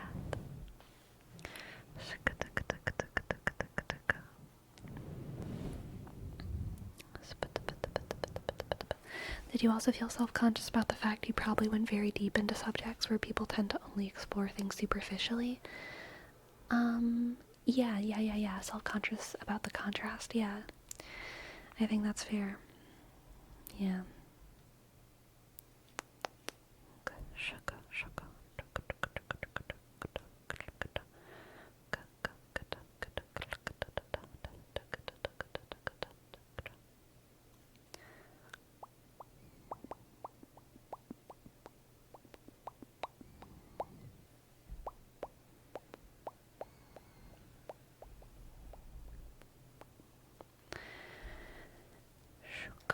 Has anyone in your family said anything to you about it? Or is it just you feeling guilty? Not... I don't think we've ever really talked about it specifically, to be honest. So I don't really know. Illusion, happy birthday! Thank you so much for your tip. Happy birthday. Happy birthday. Happy birthday. Happy birthday. Happy birthday.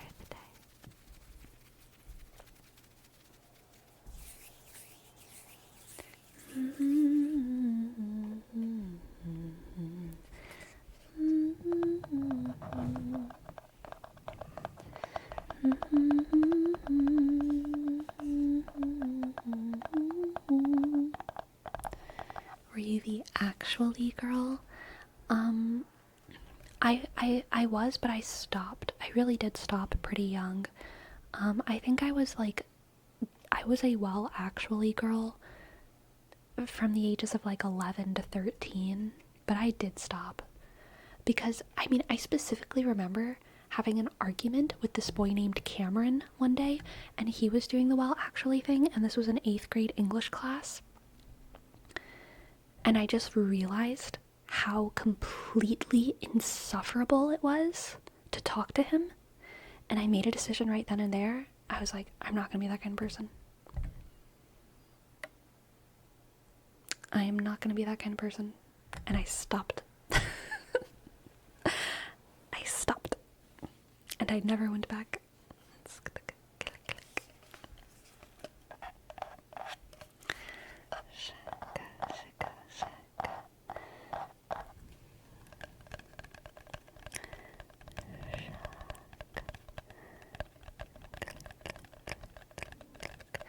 Did you ever have a case when your childhood uncensored speech hurt someone?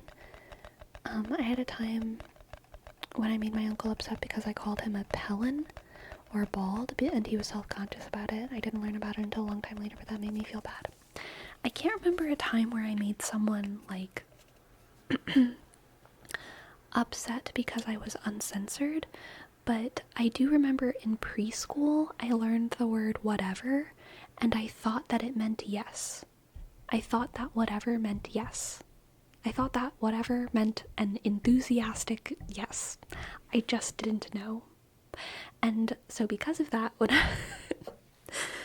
there was probably like a week or two where I was just saying whatever to a lot of people. And I remember for September 8th, which is like a feast day for Mary, my family has a little ritual where we repaint our Mary statue in our backyard.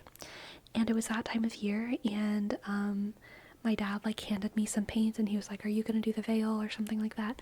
And I said, "Whatever." And he, my dad, king of correcting my bad behavior, was just like, "If you mean yes, you should say yes, because whatever means you don't really care." That's what he said, and I remember he said, "Whatever means you don't really care about it." And it like blew my mind. I was like, "Oh my god, I'm so sorry." I don't remember exactly what I said in response, but I know that I felt, "Oh my god, I'm so sorry. I definitely meant yes and not whatever." Because I do care. I do care.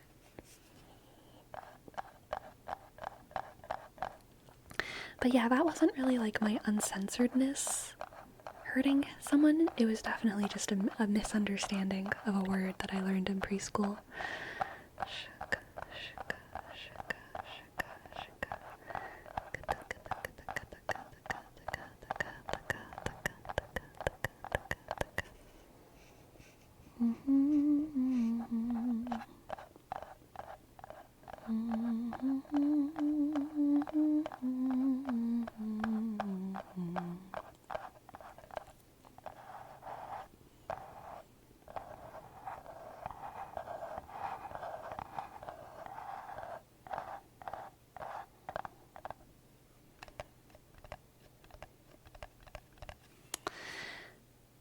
This was much worse in high school. I'm not going to go into detail about this story. I was very sheltered growing up. I didn't know all of the bad words, especially the really bad words, like the bad slurs and stuff. I didn't know them. I still probably don't know some. But I was doing this thing where for my friends, I was like drawing like mottos for them. And one of my friends told me to draw this motto for them, and I didn't realize that it was really, really, really bad. I had no idea what it meant. And I remember having like my drawing notebook open on my desk at home, and my dad found it, and he was like, "Why did you write this?" And I was like, "I don't know, someone, so-and-so told me I'm doing this thing for all my friends where I'm like drawing a banner for them." And he was like, I think what he said was, "If people tell you to write things like this and you want to do that, you can do it at home, but you can't bring that to school." Which honestly, like, kind of based of him, but also very lenient. And I really didn't understand what I was doing.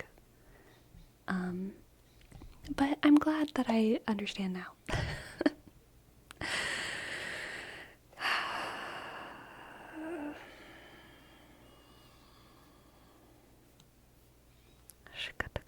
Not the best of friends to ask you to do that. Unfortunately, I think so yeah, I agree, not the best of friends. But I mean, they were like 13, and I think I don't think they wanted me to write this because they were like 13-year-old fascists. I think they thought it was funny because they didn't know really either.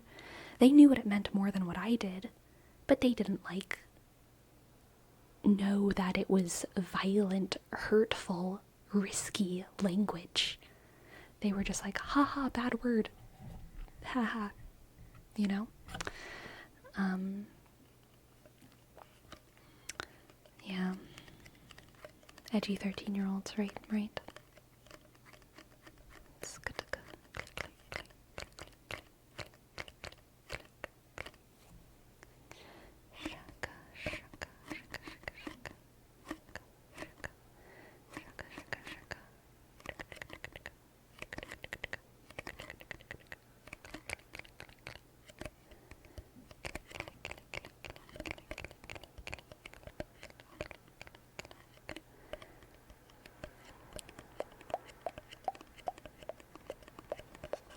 Oh, Bitterbrush, hello, welcome in. I would love to give you a reading. Thank you so much for your tip. Thank you.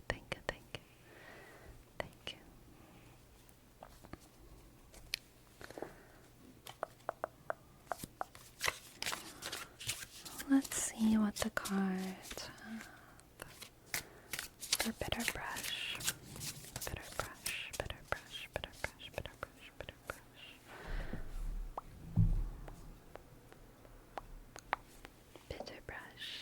We have the Three of Wands, the Four of Swords, very nice.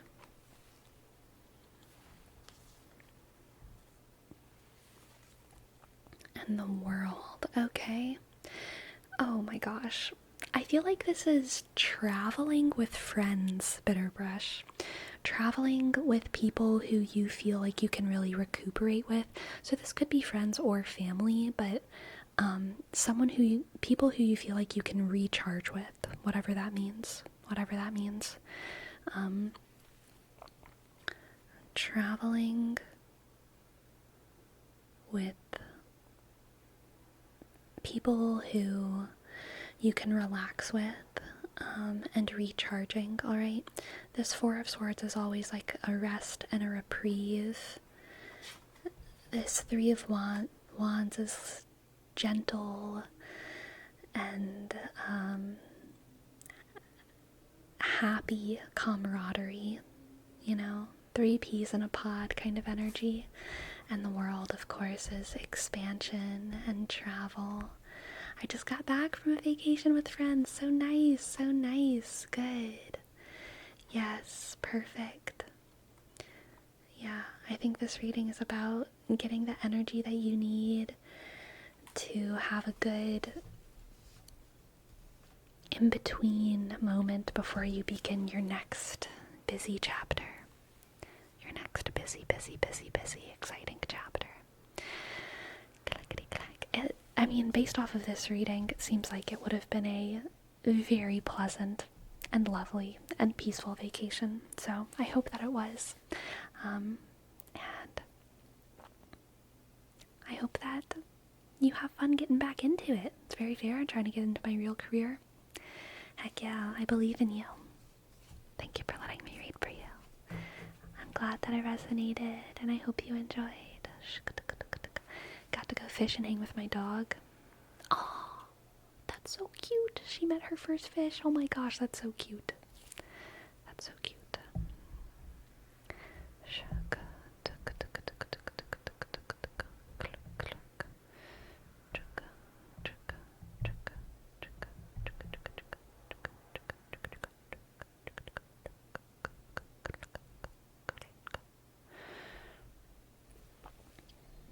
Then again, being very religious and raising a child to be very religious is kind of implies a certain level of sheltering on the parents' part as well. Yeah, so that ignorance is probably not actually willing or voluntary.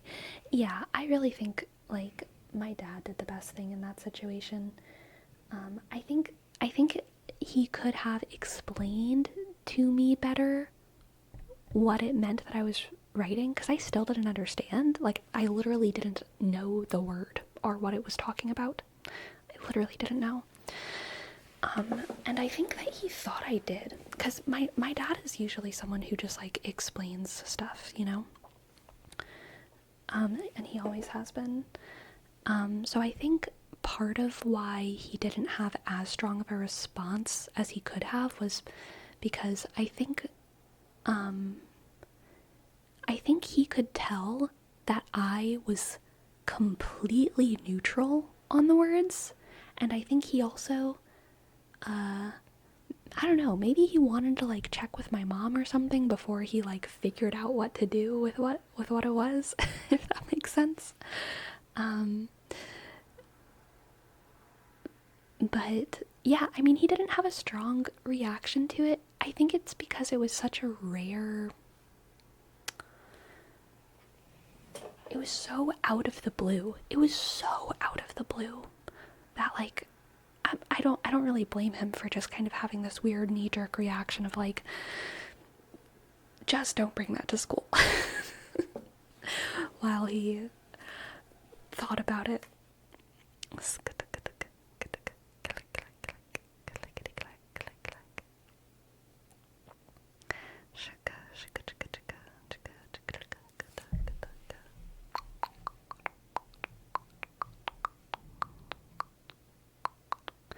What's your hottest astrology take?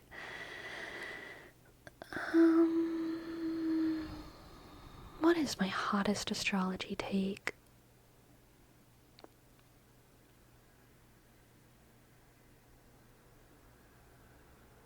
I don't know if I have any hot astrology takes.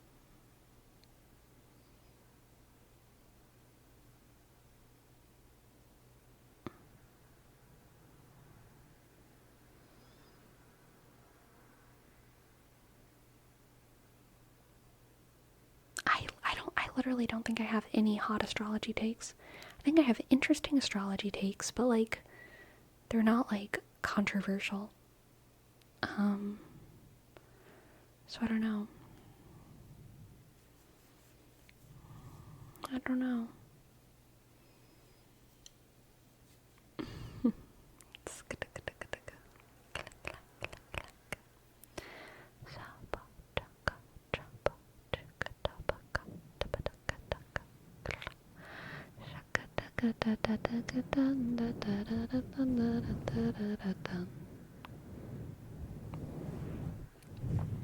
Did you feel socially anxious about creating content on the internet when starting out?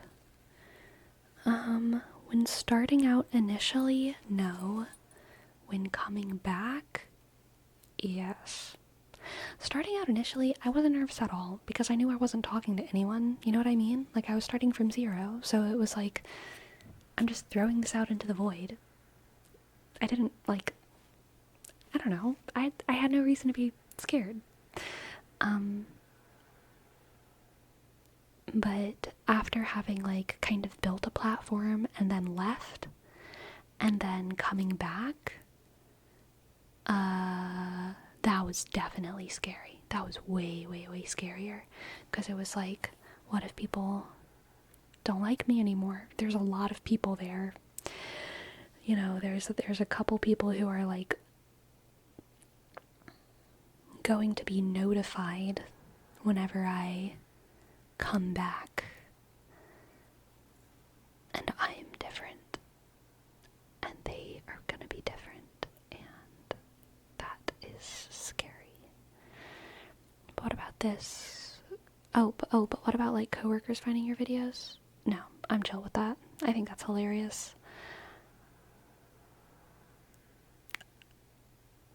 I'm totally chill with that.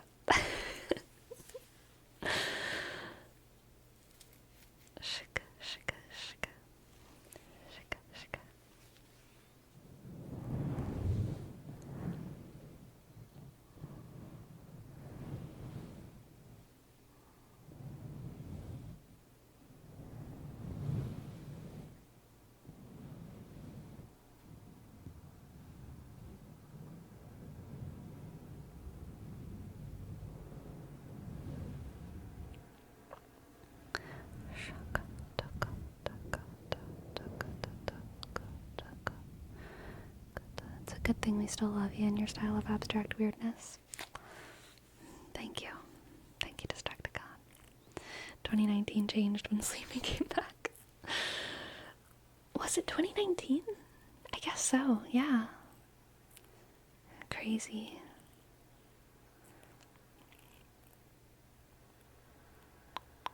No, it wasn't 2019.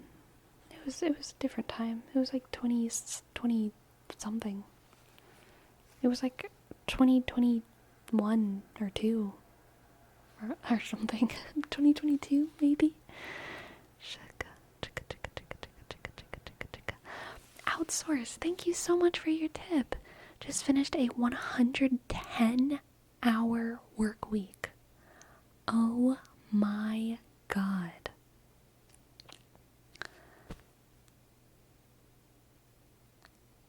Are you okay? That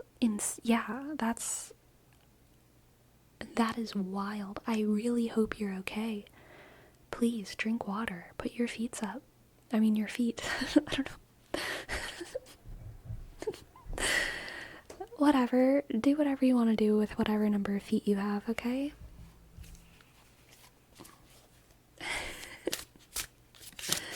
Let's see what the cards have for you. Outsource.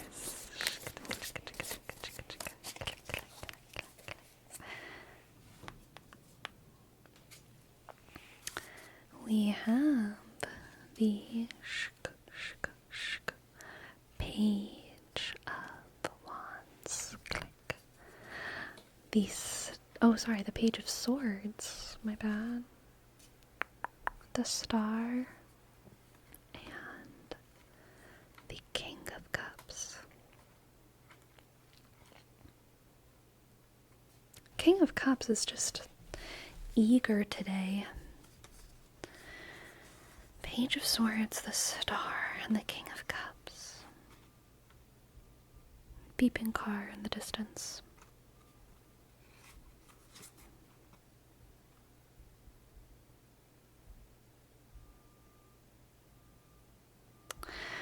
I'm just gonna say, like, the words that popped in my head, I guess. I feel like your heart is on a problem. Your heart is on a problem. What I mean by that is that your heart, your emotions are like invested in solving something. And that's that Page of Swords energy, that kind of eagerness to intellectualize. And then this here's your heart, right? The King of Cups, your heart is on this problem. And I think the Star is where I'm kind of getting the heart from here. There's something very vital, life-giving about this problem. Man, your heart is on a problem. This kind of reminds me of, like, whenever I was in my days of working insane amounts of hours. I don't think I was ever working 110 hours a week. I think the most I was ever working would have been like around 70, which was too much for me. I was dying. Like, holy guacamole. Holy guacamole.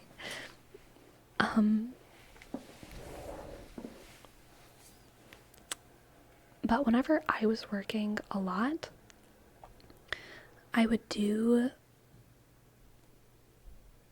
I don't know, like I would kind of have this like grounding method. I don't know if it was really grounding as much as it was almost like an escapism method, but I would do this thing where I would go through the motions at work and stay completely focused on something else. And it was like that something else that would excite me enough to get through the day. I would think about the book I was reading all day, or I would think about someone who I was talking to like all day, you know? And it would be like I would just set my heart on something that was very different from what my actual reality was, and it was a method of escapism.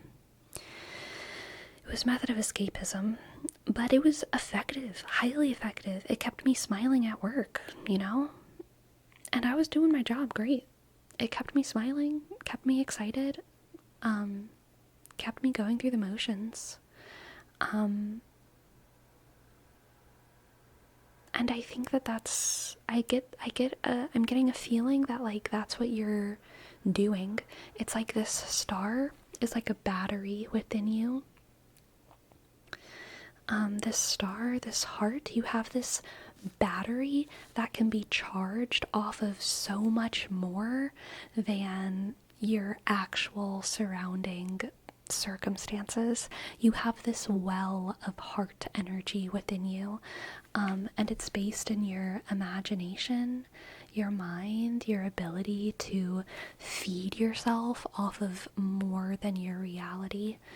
And it's a superpower, okay? It keeps you strong. It keeps you going. It makes you incredibly productive, I think. Incredibly productive. So all I hope for you, outsource, is that you use this incredible well of energy and vitality that you have, to do things that you want to do, that you believe in. Yeah. Something like, that I think about a lot is, like, I think I've mentioned it before as well, but I don't want to martyr myself for a lesser god, If I am to be someone who gives 110 hours to a company, that better be a damn good company. I'm not saying that in any way to make you question something that you don't currently have the ability to change or anything like that, right? But just in general, in life, you are entitled to use your life for a cause that you believe in. Don't let anyone convince you otherwise. You have something massive to offer this world. So offer it to the world that you believe in. Thank you for letting me read for you. Relax, relax, relax. I hope that it resonated. I hope you enjoyed. I sincerely appreciate it. You're welcome. You're welcome. Do you have a favorite tarot card? I have a couple. I love the Hermit. I love the Eight of Pentacles. Hermit, Eight of Pentacles. I like the Magician. I like the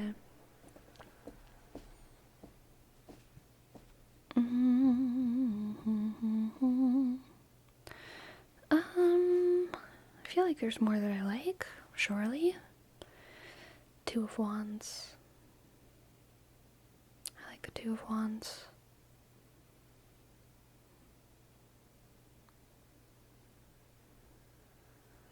Is Hermit still your top spot, or is it a close contender? I mean, Eight of Pentacles is honestly a close contender.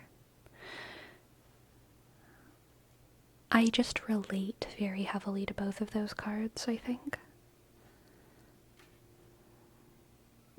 Yeah. Alright, my friends, I am going to go take a quick 5-minute break. Click. And I will be back for more tingles. Thank you. I shall be back soon.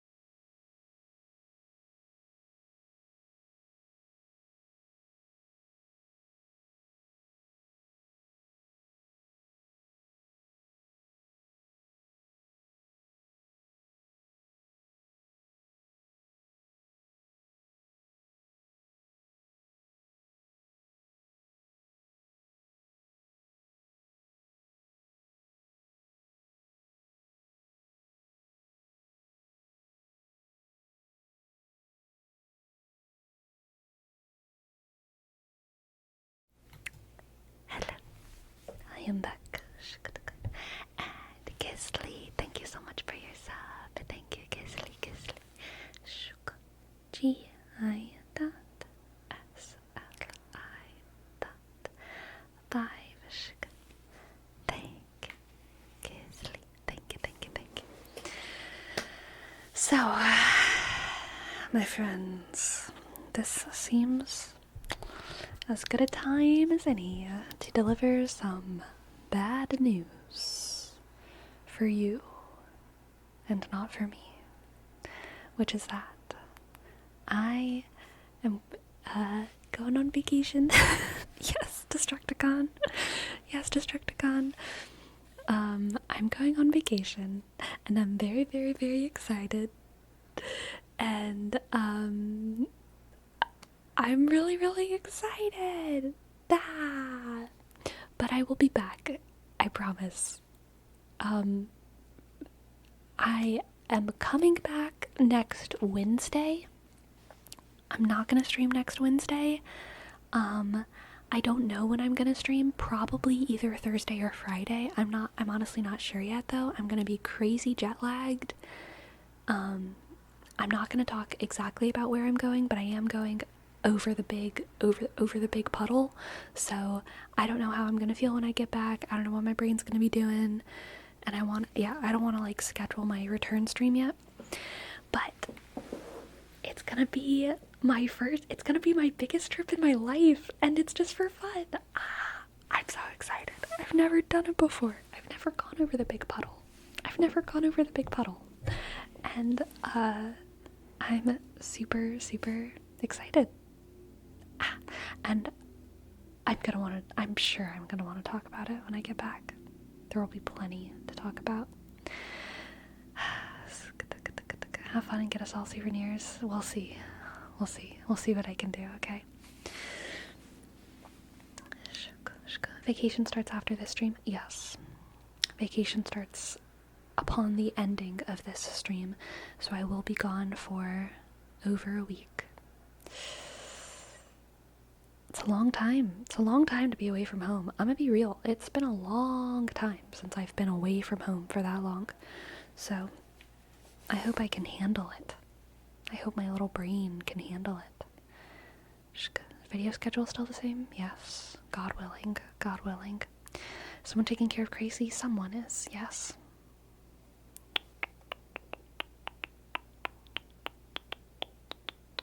Which one? The west puddle or the east one?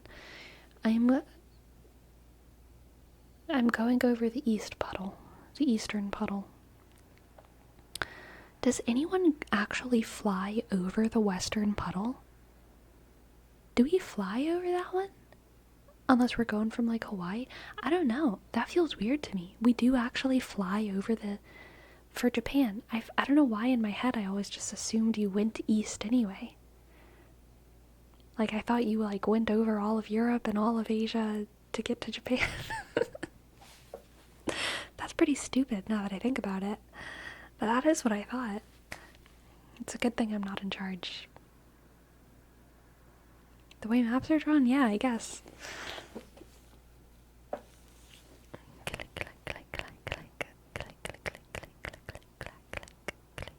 Will the cat ears be part of your luggage? Good question. Maybe. It's always possible. Why go to Japan the short way when you can go the long way? I don't know. I thought it was illegal or something. I thought it was one of those, like, flat earth things. You know, like, why can't we travel west? No one knows. You know? But I guess that's just not part of the conspiracy. And I didn't need to worry about it. Oh, you probably hit the firmament? Yeah, something like that. Something like that. Shika. Shaka. Shika. Shika.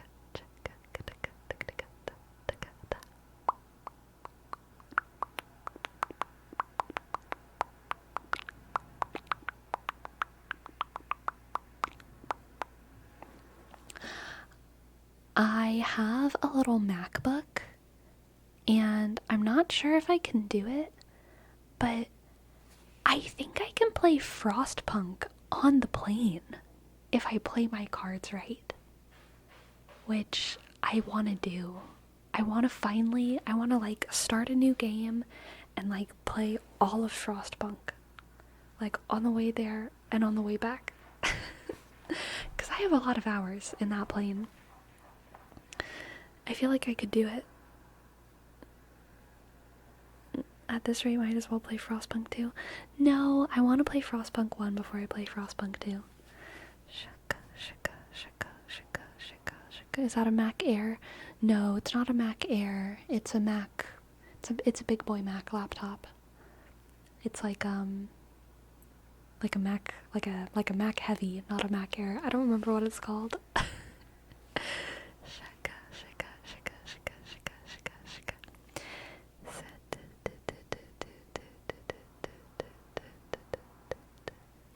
Can you record an ASMR video in the air with your flight attendant gear? Honestly, Destructicon, I should record an ASMR video on the plane. I should totally do that. I'll have to be pretty strategic because I don't want to film anyone else, right? But I think I can do that. No, you're on vacation? Yeah, but recording videos is fun. Maybe. Obviously, no promises. I'll see what I can do.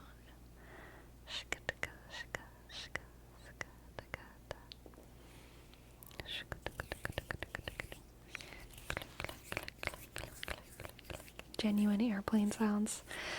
Oh god, airplane smell is one of my least favorite smells in the world. Airplane smell is so bad. Just thinking about it makes me want to die. I hate the smell of airplanes.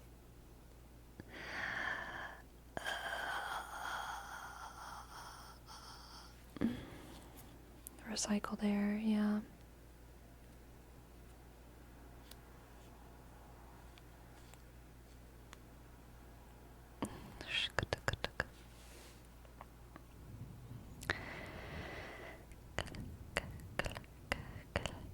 I'm playing Unreal Engine right now, fun game where you make these graphs and simulate making a game, and you only know you won if you won or lost. It gives you errors. Very good, very good, very good. Look here.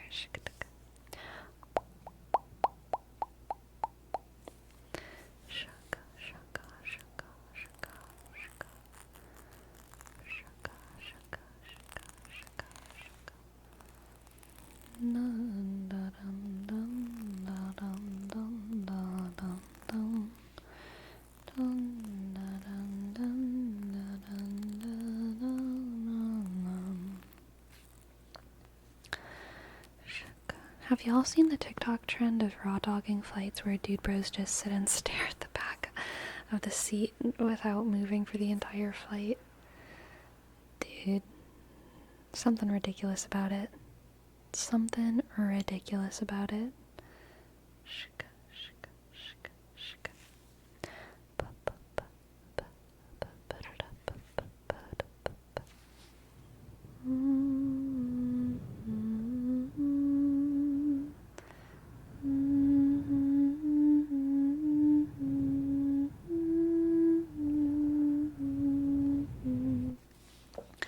I am very good at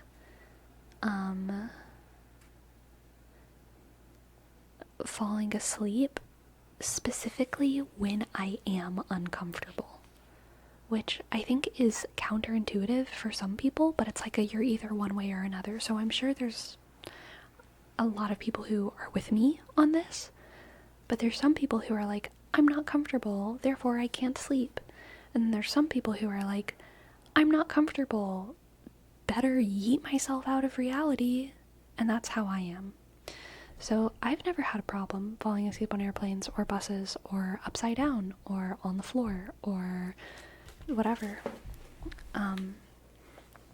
Whenever I'm suffering, I just go to sleep.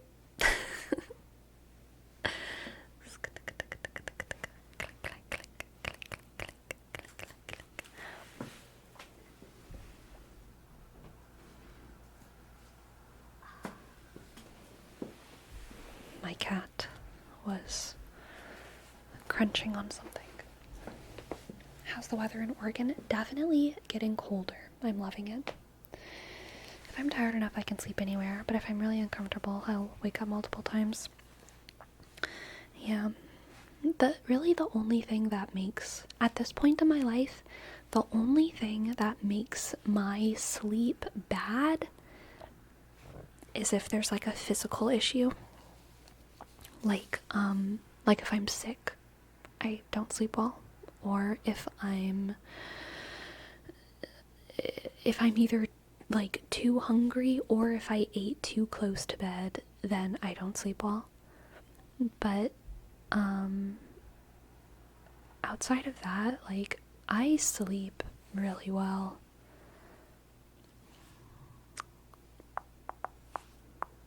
I am pretty picky though, which, you know, not to be a little shill or whatever, hashtag sponsored, but I am, sorry, cat noises. I am pretty picky about like the light when I sleep. And I do actually use my Manta sleep mask like at least 5 times a week, 4 or 5 times a week. I don't use it every night because sometimes I'm like, I don't know, sometimes my room feels darker than other times. But if when I close my eyes, if I close my eyes and do like this, and there's like a significant difference in the shade of darkness, I get very annoyed. And I want to be able to close my eyes and open my eyes and have it be equally black. And that's what I get with the Manta Sleep mask. That's the Manta Sleep experience.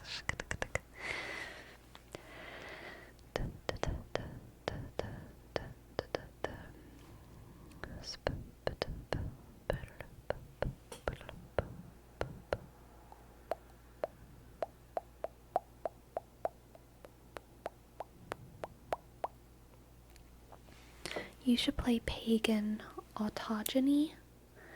Very tarot related and kind of scary-ish spectrum, so kind of perfect for this month. Interesting.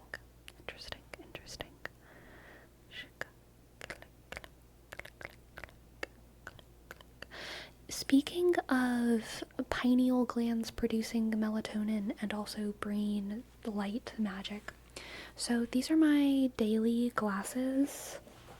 I do also have my cat glasses, and both of them are blue light blocking glasses because I spend like all of my time looking at screens. And blue light glasses are good, right? Because they block blue light, and blue light makes you not want to go to bed. And so that's why you should wear blue light glasses when you're on your screens late at night, because the screens make you not want to go to bed, and then you F up your whole sleep schedule. And that's science. But I realized the other day, like, I wear these all day, and I go on lots of walks, and sometimes when I take them off, I'm like, wow, the world is so blue. Am I messing up my sleep awake signals because I'm always wearing blue light glasses, even when I'm outside in the middle of the day and the world is very blue? You know what I mean? Like, should I be exposed to that blueness more than I am? Because the world is very blue? Am I supposed to be experiencing the blueness of it all? I need to talk to a doctor.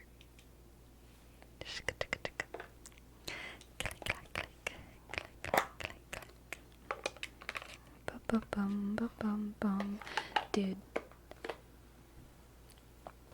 I want desperately, listen to me, internet. Listen to me, internet. I want a 3-way conversation between Dr. Mike Israetel, Jordan Peterson, and Healthy Gamer. Dr. K, Healthy Gamer. Come on. Would that not be so fun? Would that not be they're all so different. They're all so different. But like, I don't know, they're all talking to young men. They're all talking to young men. I also want a conversation between Dr. K, Healthy Gamer, and Ellen Fisher. Okay? I know y'all don't know who Ellen Fisher is because y'all are gamer boys. Most of you. But Ellen Fisher is a hippie lifestyle vegan mommy vlogger. And she also hosts a very popular podcast where she talks about usually kind of wellness slash science slash politics, particularly dealing with like families and family health. I would say generally the podcast leans like scientific center, so it's like kind of conservative-ish because they're talking about like family values, but they're very science and very hippie as well, and very femme, so it's like they've got some leftiness in there, so it's like, I don't know, sciencey. But I feel like Ellen Fisher is generally like, she's hippie, and Dr. K is like pro technology and pro future, but both of them are like, you know, where they meet is like family values and wanting to heal the youth, and I would love to see them have a conversation. Big upper class trad wife vibes from this lady. Yes, fair, yes, yes.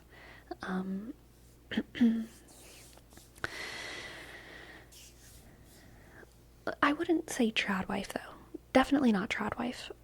I would say, cause she is like, she doesn't promote trad wifey stuff, like at all. She's very into like feminine, like empowerment and women girl bosses. She's too into girl bosses to be a trad wife, but she is like a girl wife. Like she's very into her femininity for sure. Is trad wife traditional? Usually when I hear trad wife, yeah, I think traditional, and what that implies in this context, I would say, is usually like not working and being very submissive to the husband. Whereas, like, Ellen Fisher, I think that she has a very, like, the vibe that I get is that she's much more into, like, equality. She's pro, like, equality with her husband. Which is based. We love that. We love that. It also implies Christian evangelical view. Yeah. I would say so.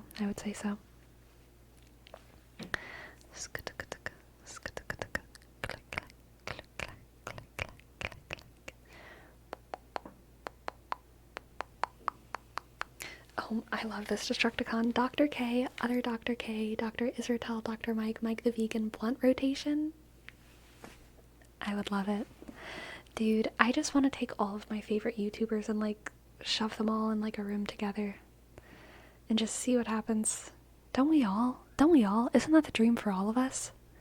Don't we just like, why do we like that so much? I love that. I also do that in my personal life though. Like, I have this, I don't know what's wrong with me, but I have this thing where I really want like my people to meet my other people, if that makes sense. Like anytime I make a good friend at work, I'm like, come to my family dinner.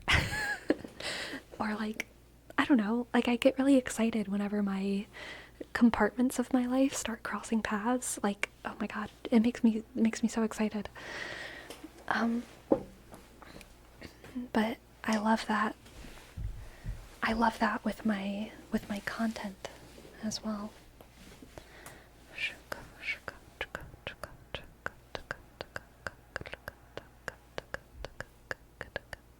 Friend group A meets friend group B. Yes, I love it.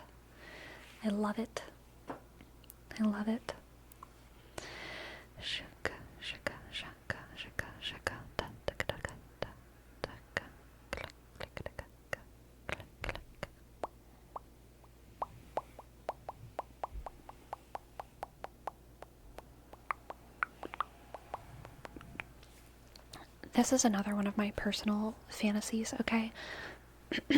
Kidology is like a female commentary space person, and I like her content. And also Brittany Simon, also like woman commentary space person. And they really kind of stick to like reaction, commentary, philosophy, but there's like a subplot for both of them if you watch enough of their stuff, which is their workout journeys. Brittany Simon's like trying to be a muscle mommy, and Kidology does boxing, but it's like a subplot, like it barely ever comes up. But every now and then they mention it as like a little like side thing. And they both live in Europe, and I just want to have them like go to the gym together and like have a vlog of them like, I just want the Brittany Simon Kidology gym collab so badly, so badly, so badly. I would live for that. I would live for that.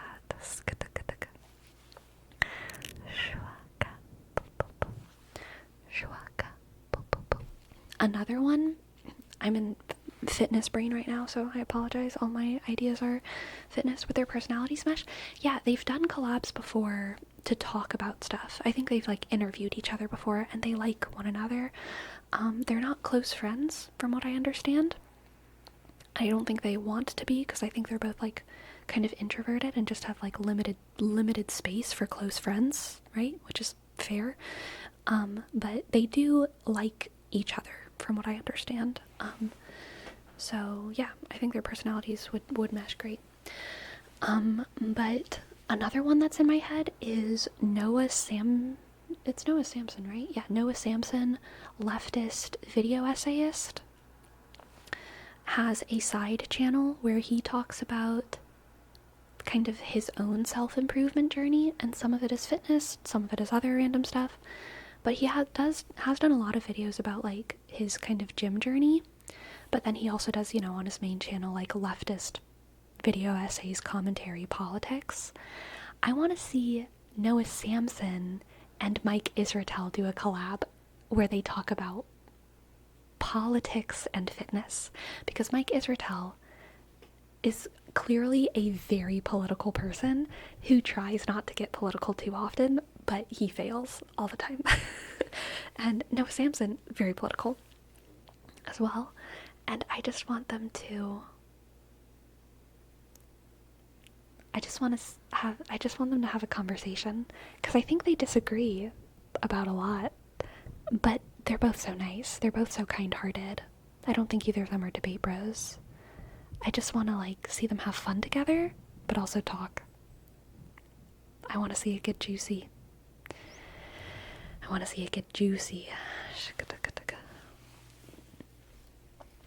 Juicy swole.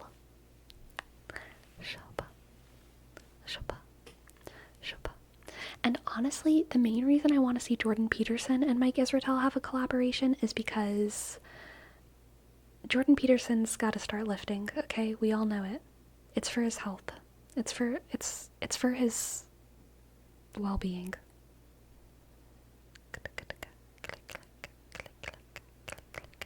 Noah Samsen will talk about debate bros. I don't think he has one. I agree. They're both too, like, kind. How is he going to lift in his colorful suits? He clearly has a private tailor. I'm sure they can design him a great gym fit that fits his aesthetic, okay?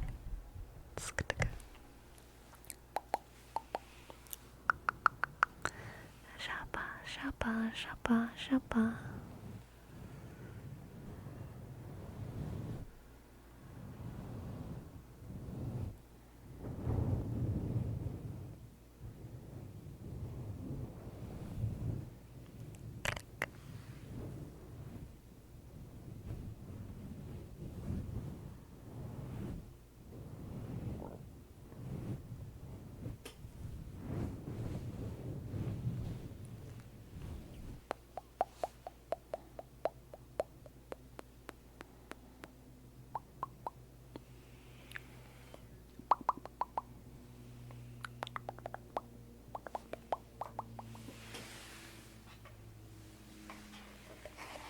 Hello, Koru-sama. Hello. I need to crack my fingers again.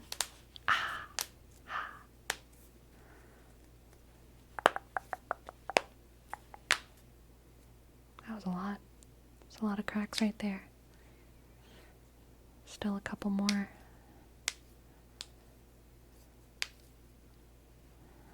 One more.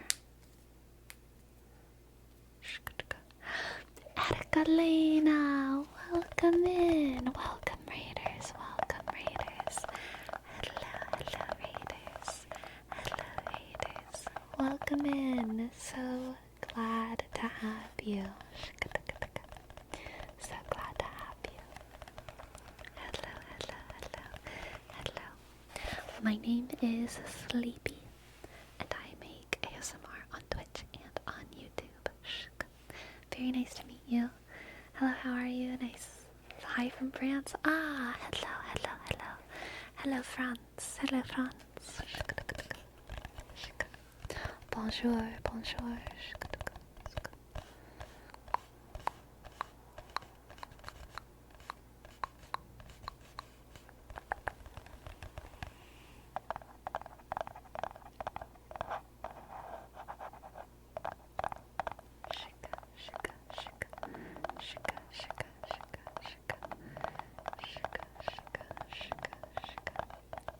Hello, Mr. Blinded.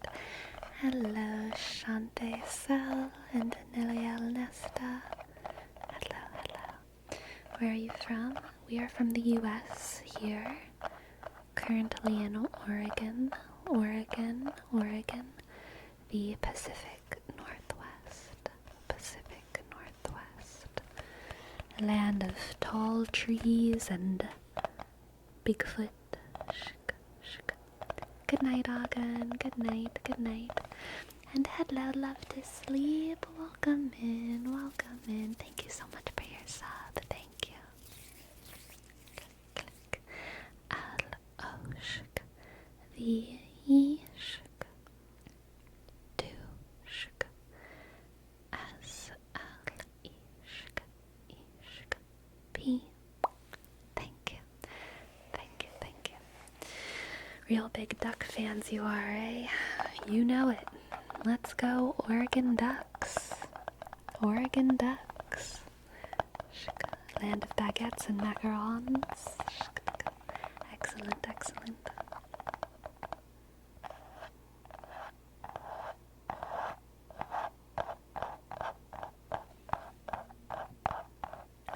Wee.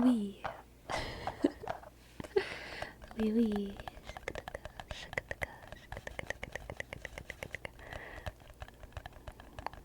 Oh God, you're far from us? Yeah, we're far. Just about as far as it gets.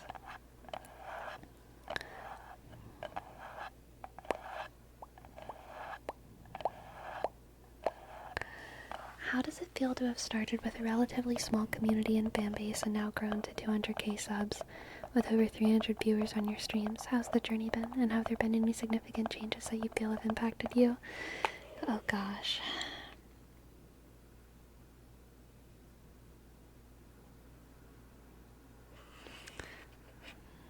It feels exciting, that's for sure. It feels exciting. I feel happy. And I feel a sense of, I think, determination for the future, because 200k subs on YouTube is like,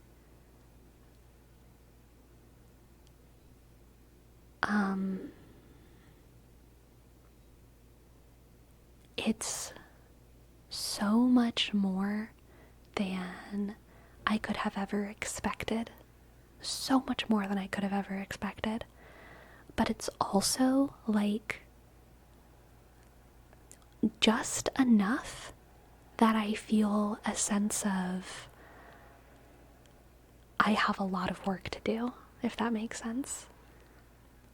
Like, there's so much to do. There's so much ASMR to make. And I want to make it, you know? I want to make it. With 300 viewers, Twitch has always felt kind of the same, and I love Twitch for that. The community feels super consistent, and I love that. I have so much security on Twitch, because I feel like I have kind of formed just a fun streaming relationship and schedule, with my chat. And it just feels good. It just feels good. Have there been any significant changes that you feel have impacted you? I mean, probably, but I don't think there's any specific moments that I can point at and be like, this moment changed everything about me or my content. But my content does continue to evolve, and I think it will, and I think that's good. I want my content to keep changing as time goes, and, as my inspirations change.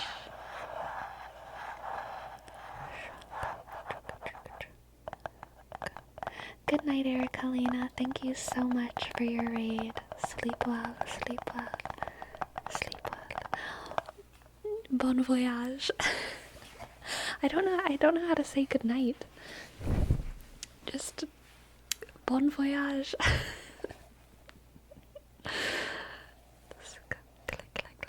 Bon nuit, bon nuit. Thank you, thank you. Shika, shika.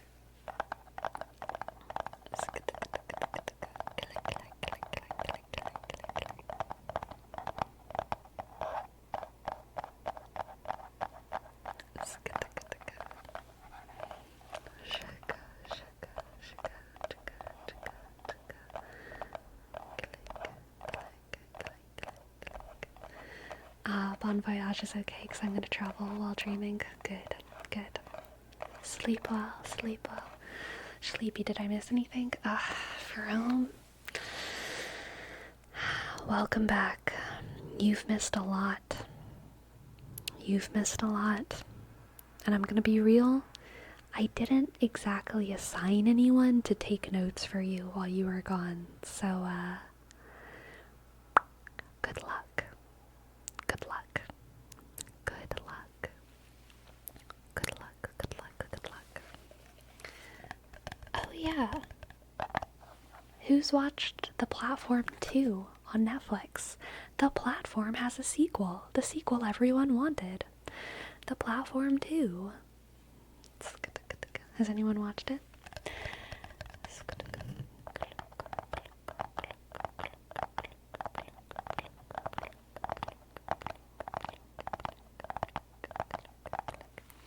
It's just as brutal and disturbing as the first. It's interesting and sad and captivating, just like the first. It has some very good twists and turns, overall I would say it was as good as the first. But I think I disagree with the central premise of the movie, which is that people would behave like this, if that makes sense. I like it. If they came out with a Platform 3, I would watch it too. It makes me feel things. It's very well written and interesting and beautiful. I like it. So I don't say this as like a negative critique. If anything, honestly, it's a positive critique because it made me think about how I view humanity in the world, which is, I think, the goal of the film. But I do kind of, disagree with the assumption that the film makes that people would act the way they do in this movie, in this situation. For those of you who don't know what the Platform is, it's kind of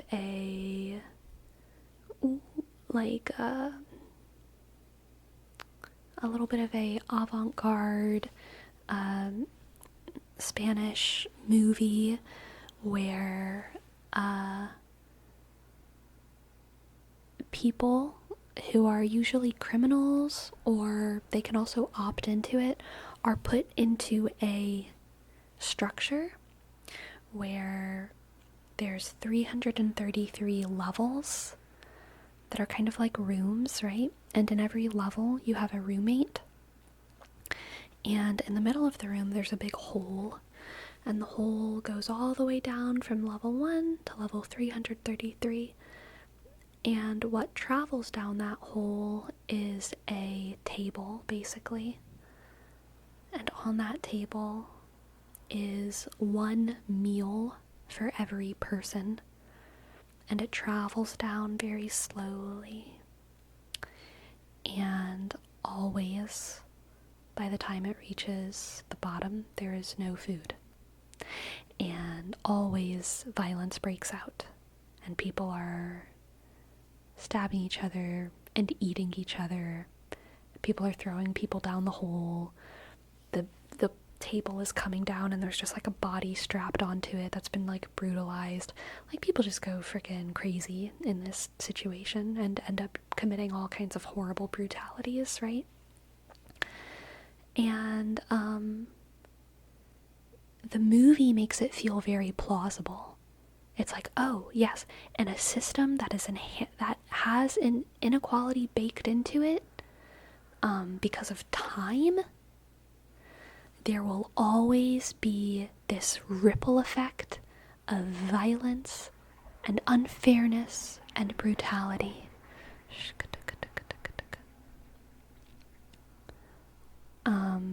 Inequality begets worse inequality. Inequality begets worse inequality. Is there someone trying to climb upwards? No, it's pretty much impossible to climb upwards. I don't even think that's really explored. Sounds like a trickle-down economics allegory. Almost like the opposite. It's more like why that would never work, because there's only one meal for everyone. And so people are, but usually there's like no food by like level 50. You know what I mean? Do you think the sequel added something new to it? I do think the sequel added something new to it. So the first movie was kind of about the birth of a revolutionary, the birth of someone who wanted to transform the system and try to enforce a sense of equality and dedication to one another throughout the platform. And then the sequel is about how revolution can go bad, and how there will always be revolutionaries against the revolutionaries, and how causes that try to enforce equality often end up being as brutal as the inequality that they are trying to destroy. Do you have to see the first one to understand the sequel? No, I don't think you do, but I think it will be better if you watch the first one first. Yes, Viral, I think that's right. Those of higher status take everything and leave nothing for the lower classes. Yes. Not only did they steal food, people would piss on the food as it was going down, right? Yeah, bad stuff. So, yeah, I think I genuinely disagree with the idea that that would happen, that people would willingly be so cruel to one another. And I don't know if that's because of some like fanciful naivety that I have. I feel like it isn't, though. I believe that it isn't, because I mean, whenever I was first thinking about how I felt about the show, I was just thinking about how I just feel like people are kinder to one another, even when they're scared, even when they're starving. Hunger is an insane thing, and hunger turns us into animals. And there are many stories of people being so hungry that they eat their pets, that they eat their dead comrades, that they eat gross things like, plants that are inedible or grass or like whatever.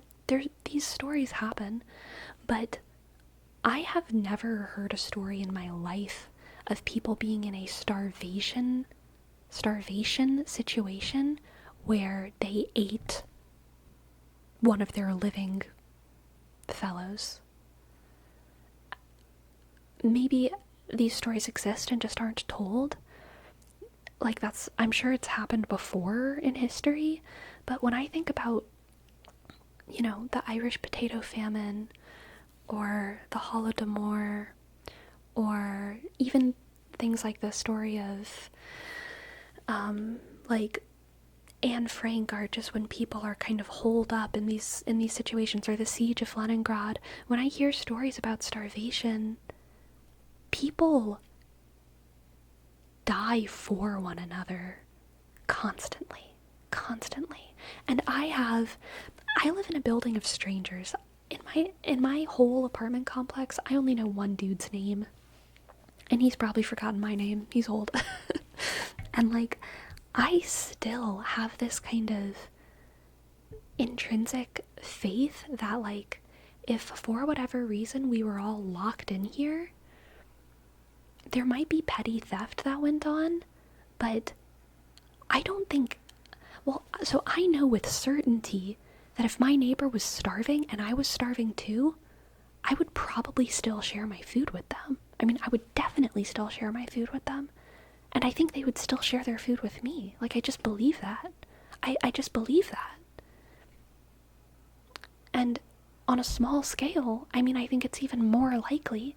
If you do that with just your family, it's extremely likely. Just your village, very, very likely. Your town, very, very likely. Cities, more violence. Nations, hard to feel connected to an entire nation, but it still happens. We starve for one another. And it's tragic, but like, I believe humans are so good. I just really believe we are so good. And I think that's my, like, central disagreement with the platform. And it's also one of the reasons why I think it's a good movie, is because it, like, made me realize what a privilege I have, that is my belief. And, obviously, I believe it because I think it's true. Like, I think it's true and I believe it. They go hand in hand. But there are people in this world who don't think it's true. And clearly I have a privilege. Just in that I have that kind of, in my opinion, like, low standard faith in humanity, that we come together in times of starvation and crisis, that it's a human instinct to sacrifice for one another and to die for one another, especially when we see each other as fellow victims, fellow innocents in a unfair situation.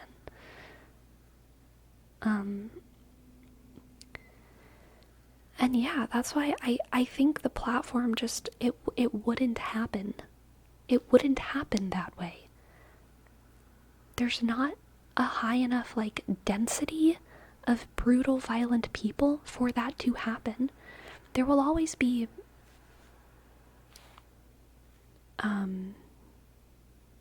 anomalously evil people, right? Who will steal and who will kill and who will brutalize and who will victimize, right? But I think there's just not enough bad people for the kind of horrors that happen in the platform to ever actually happen with real people.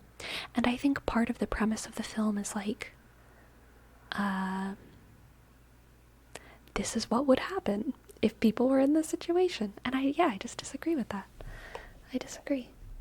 And I'm glad I disagree. It makes me feel a sense of privilege, like, and a sense of happiness that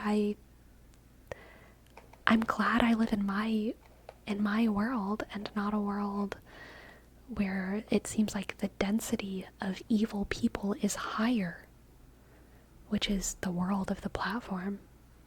The world of the platform isn't weird and interesting because of the whole platform food going down the whole thing.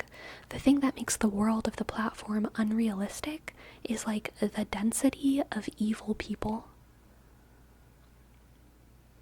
I think the real world is just a much lower density of evil people.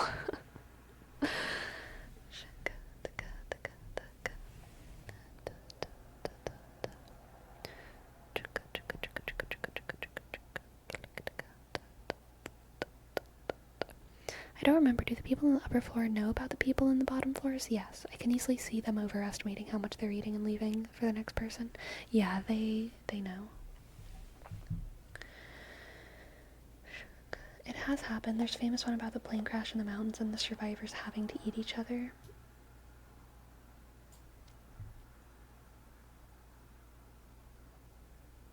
Even the fact that you say having there, like, makes me skeptical. Like, when you say the survivors having to eat each other, that makes me feel like they agreed on it, which is not the situation that I'm talking about.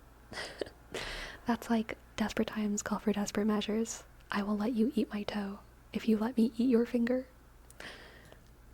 Which is different from, like, you know, let's tie up Henry tonight and eat Henry.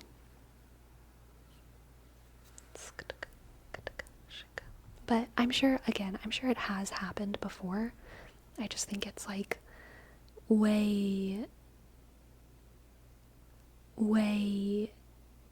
I just think it's a very small minority of cases. So the part I haven't seen about is saving for the girl at the bottom in the void leading to the revolution. That felt like the point to me was we need to learn how to not be greedy and save for the children and the next generation, not just ourselves. That's fair, crispy bacon. If we invest in the next generation, there will automatically be enough for us because we're saving for our needs in their future. Yeah. From an instinctual perspective, it makes more sense that people would unite because it makes the odds of more people surviving higher. I agree with that. It's easy to care for the people that we can see, but when the numbers get so high and so far, I can understand how people can be accidentally cruel. I also agree with that. Personally, at least once in history, people were just hunting others to kill and eat like cannibals due to starvation.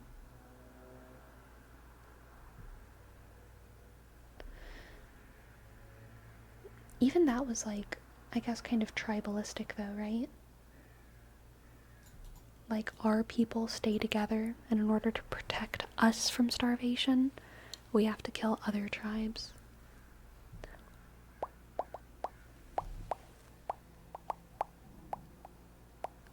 Yeah, Galaxy Wanderer, I agree with that. Cannibals are cannibals not by starvation, but by tradition. Yeah, it's extremely rare for people to resort to cannibalism out of starvation.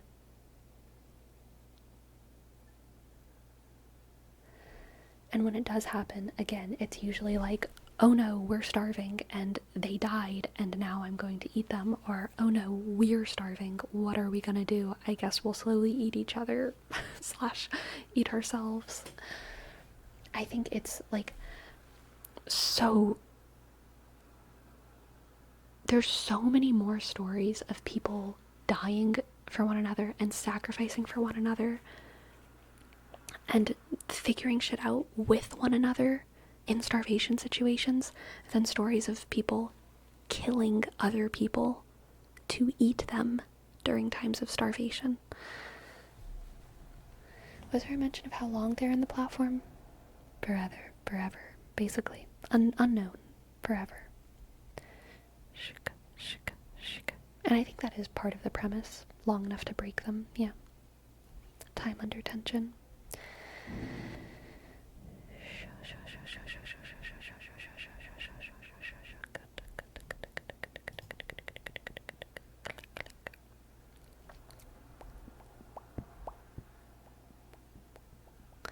On the other hand, do you think these evil people would have behaved the same had they simply been allowed to eat? I'd imagine the most evil are the people at the top taking everything. The ones at the bottom are just struggling to survive because they don't have enough and will do whatever they can to survive. Yeah, I agree with what you're saying. So part of the sequel, again, is about, like, how the revolution can be tainted, how enforcing fairness can be another way of brutalizing an oppressed people. And it does kind of turn that comment on its head, because more people have more to eat in the sequel, because they have this enforced law of only eat your meal. And so more people are well fed, but the enforcement of that law is part of the evil, because if you in any way break a rule of the law, then they'll, like, cut off your arm or gouge out your eyes or whatever, do all kinds of brutal stuff.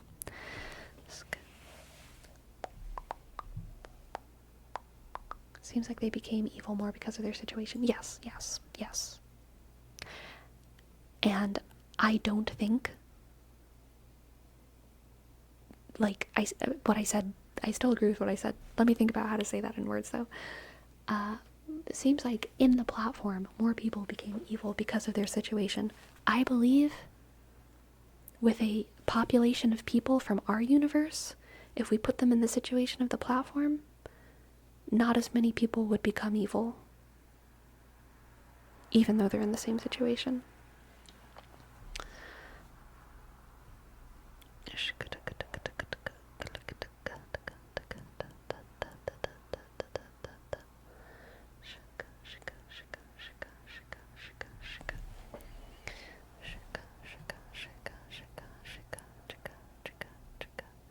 The question is, would you rather eat someone for your survival, or let alone eat you?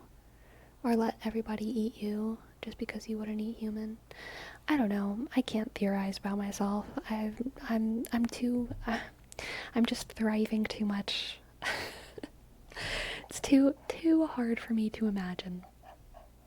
Honestly, like, I can imagine it dishonestly, but, like, I would just be wrong. I feel like I would just be wrong because I'm too far away from that universe.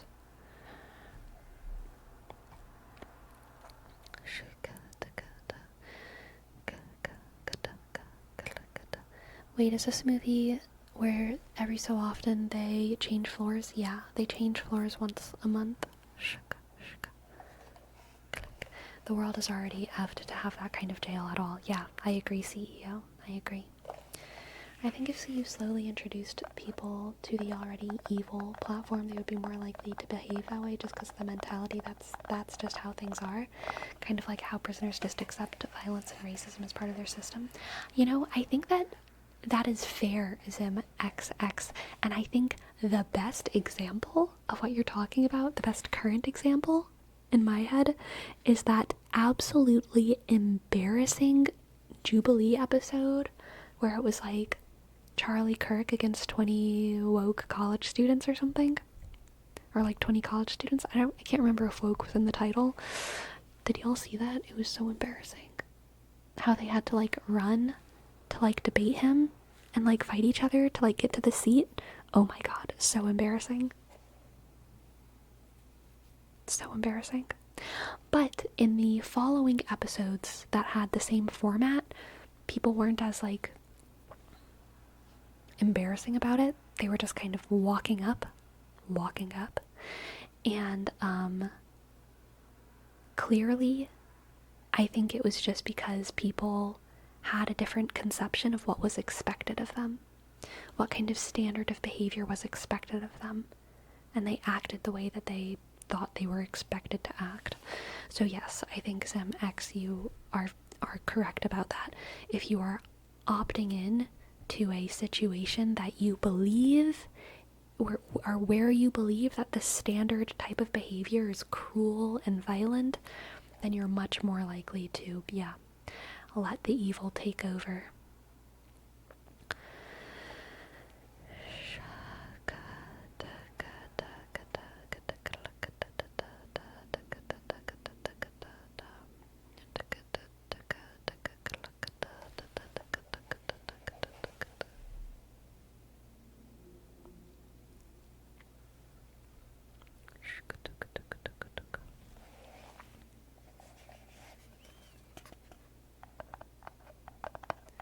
The one where people debated Dean, they had some runs. That's true. That's true.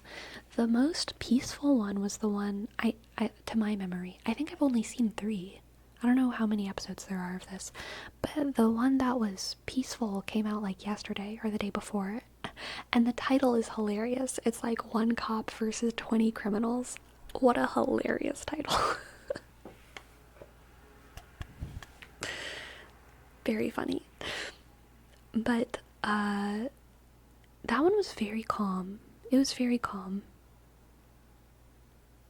The cop was the least calm, I would say. You could tell he was sweating, which is fair, very fair.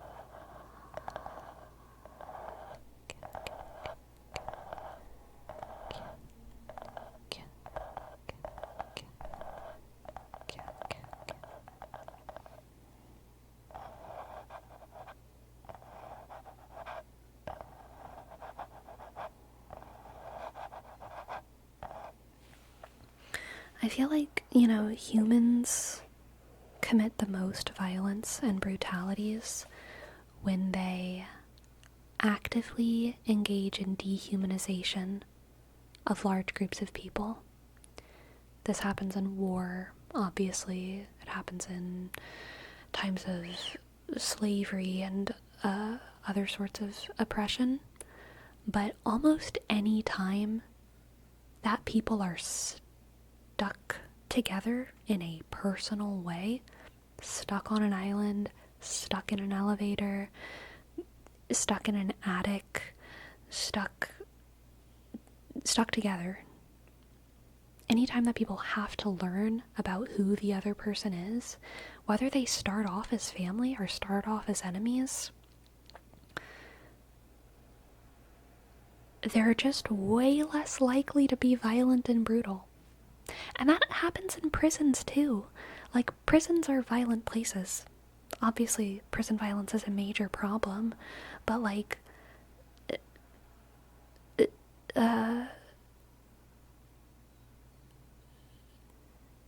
it's still not to the degree of the kind of mass violence and brutalities that happens when we dehumanize large groups of people.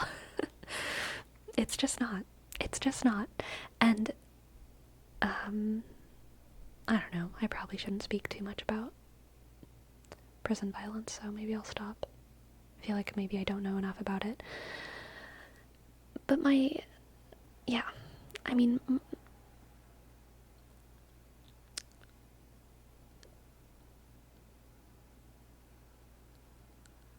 yeah, my impression is just that it's different. It's just different. The beautiful thing is that free will is paramount, so even if most people would behave that way if they were slowly introduced to that standard, there would still be examples of the opposite, for sure, for sure. It's not the lawless land people expect, even in the self-run prisons. What is that sentence?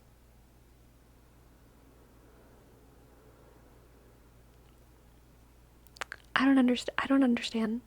self runs prisons in Bolivia and order is established. I think that's supposed to be and. Oh no, and an order. In self run prisons in Bolivia, an order is established. Even in the self-run prisons in Bolivia, an order is established.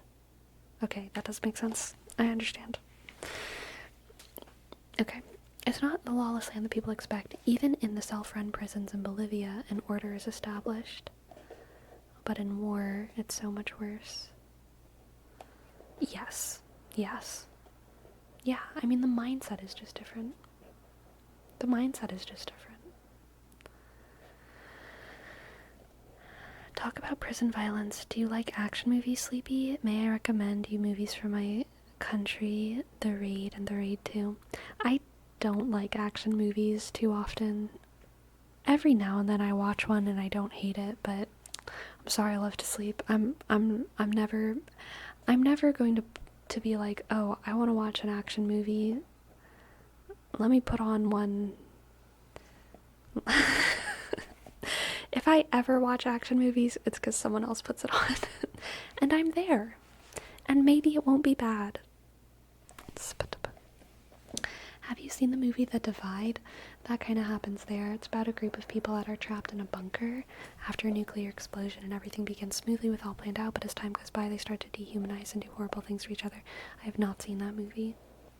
I have not seen that movie. Boom, boom, boom, boom, boom, boom, boom, boom, boom, boom, boom, boom. Bum, bum, bum, bum, bum, bum.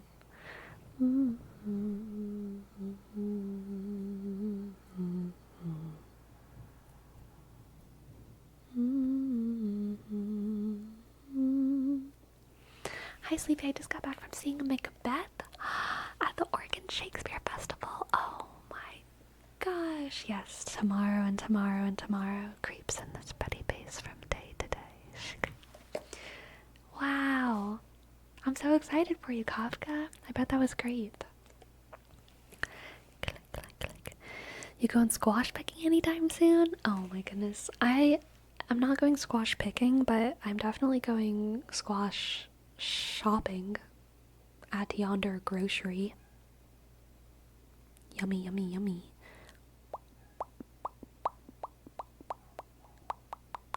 The Promised Neverland anime kind of shows how people would actually stick together. Yeah, which I think is like, that's so funny. The Spanish versus the Japanese mindset right there.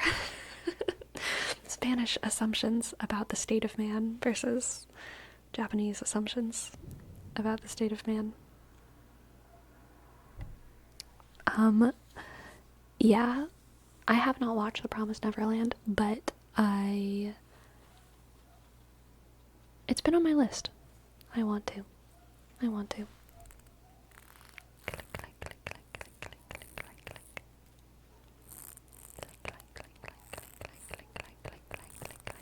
Japan's Battle Royale shows the opposite. That's fair.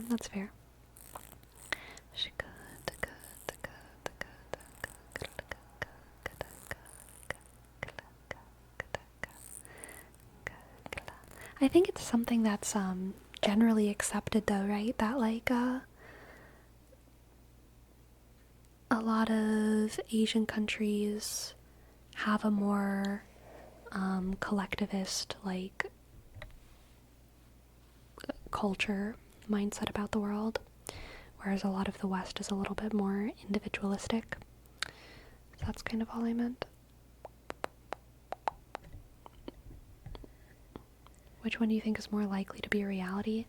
Obviously, it's in the middle somewhere.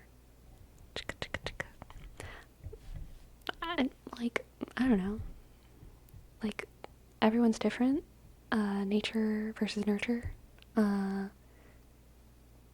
Our material circumstances, material conditions make us act different ways.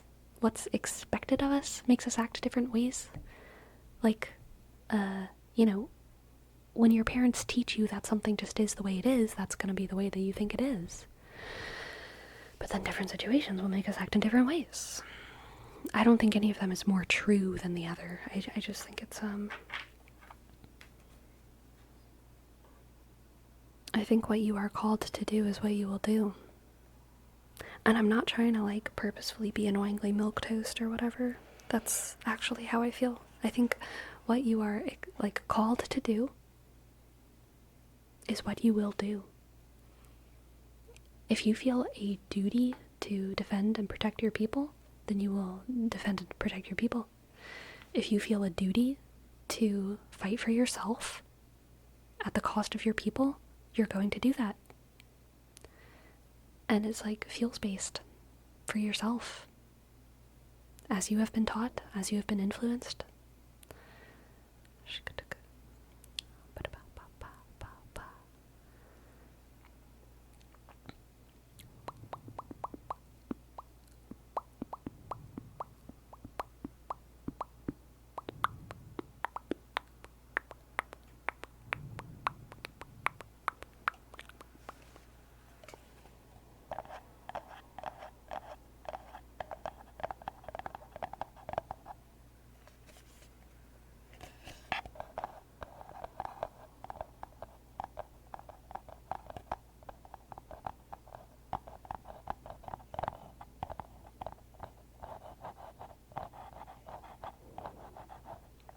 How far do you think you would go before thinking about eating someone else? Before thinking about eating someone else? I think about eating people all the time. I'm thinking about it right now. We're all thinking about it, right? Aren't we all thinking about eating other people? Look at us with our big human brains. Power of imagination.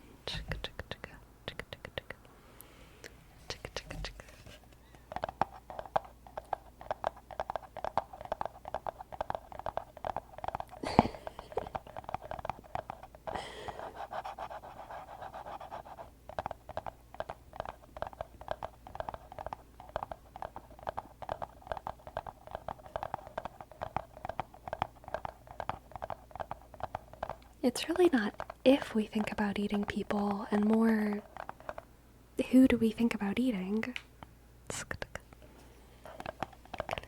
Hello, Crystal Rain. I hope you enjoy.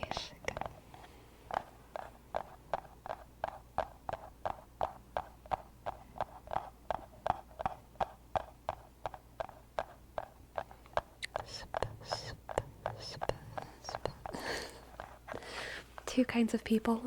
Destructicon thinks of the Muffin Man. CEO thinks of the rich. Good. Good.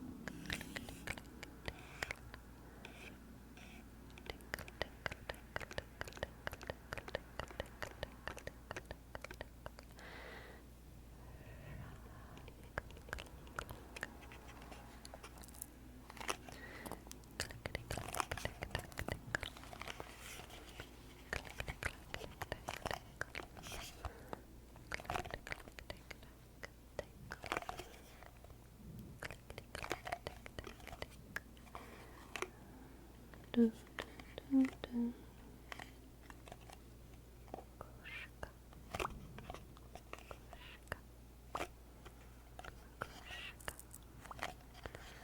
Sure, Jerome. Thank you so much for your tip.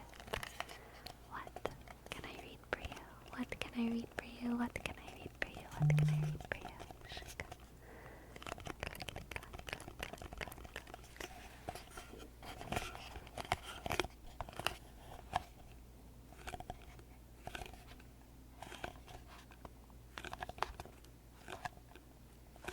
Oh my goodness.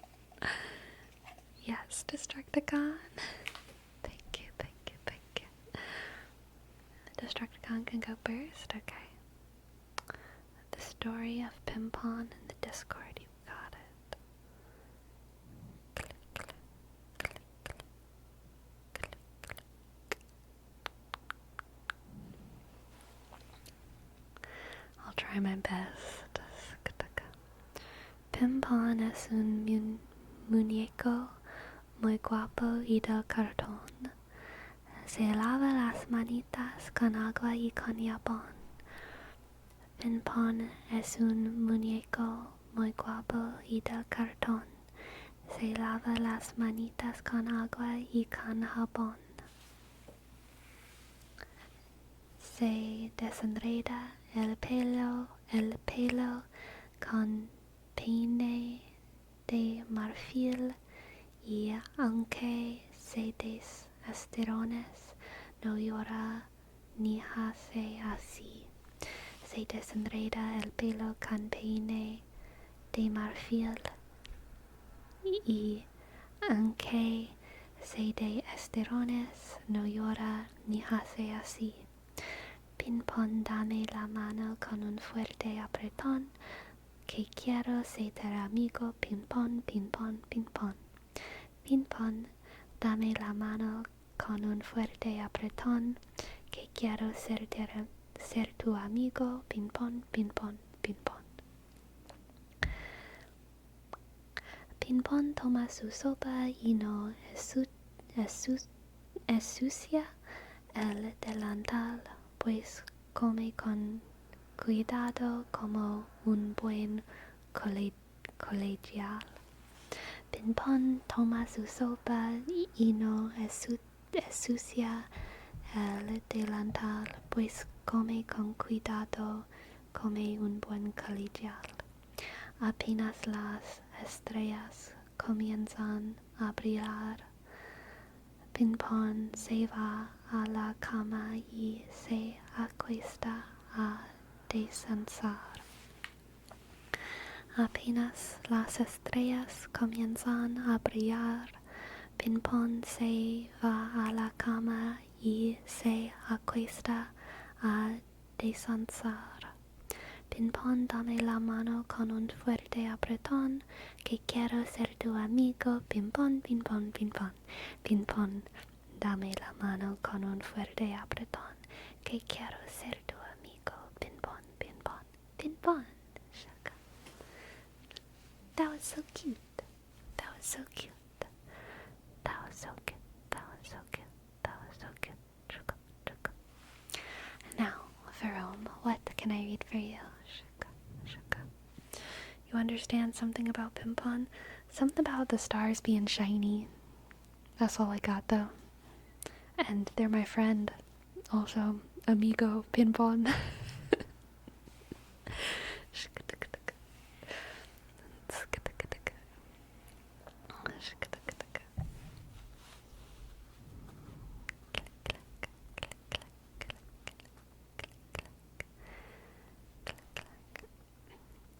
I don't know if I can follow Pimpon. We can just do the Muffin Man. We can always just do the Muffin Man if you're feeling a little shy about your pick for Rome, okay? She's gonna help herself by Beno. Alright. Help herself no money. Lyrics. baby no money. Down on myself, hope you're doing well. I've been honestly going through hell. Feeling troubled, no one to tell, dodged a bullet, saved by the bell. And if we had a makeup, last the weekend, save the breakup just to be friends, I would not call in the past tense, I would have not fallen for you. I thought we took it slow anymore, I just might break up with you. Can't stop thinking about you. She can't help herself at all, she's fallen deep in love. Can't give you what you want, my bad, I messed this up. Can barely help myself, I'm falling out of love. Can't give you what you want, my bad, I messed this up. Stole my heart, she broke it to pieces. She said I'm average, I picked up the pieces. She left the third time, she had her reasons. I took her back, I had my reasons. Oh no, I can't make time. Hope you're doing fine. Hurt me when you lied, can't you take the signs? I can fix that, I won't hurt you. This ain't an act, yeah, I do this all for you. I thought we took it slow anymore. I might just break without you. Can't stop thinking about you. She can't help herself at all. She's fallen deep in love. Can't give you what you want. My bad, I messed this up.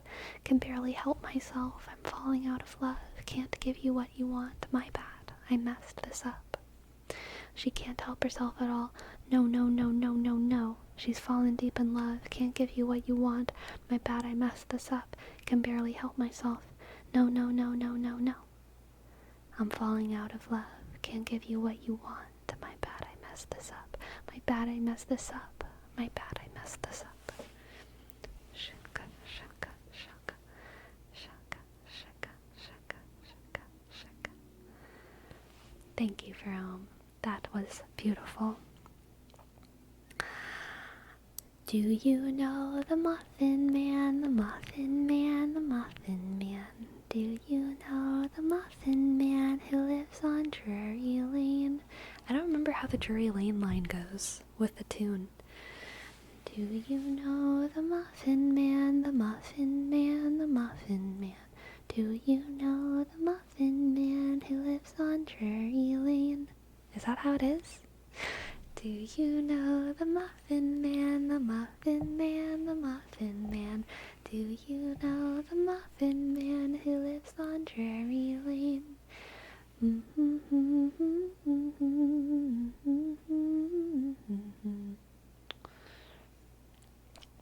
Yes, I know the Muffin Man, the Muffin Man, the Muffin Man.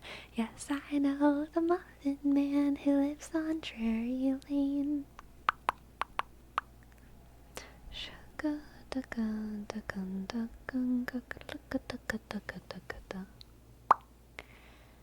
Do you know the Muffin Man, the Muffin Man, the Muffin Man? Do you know the Muffin Man who lives on Drury Lane?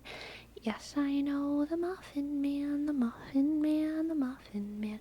Yes, I know the Muffin Man who lives on Drury Lane. Do you know the Muffin Man, the Muffin Man, the Muffin Man? Do you know the Muffin Man who lives on Drury Lane? Thanks for your tip, Pearl.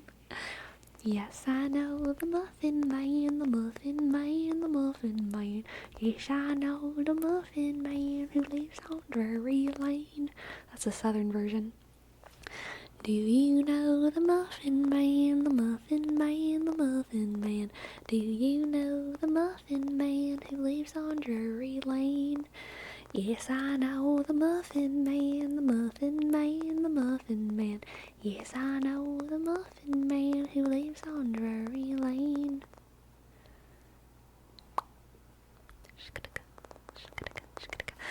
Alright, my friends. What should we name the stream? I'm tired. My eyes want to be closed on my face. My eyes want to be closed. I'm very, very tired. What do we name stream? What do we name stream? What do we name stream? What do we talk about? We did talk about cannibalism, that's for sure.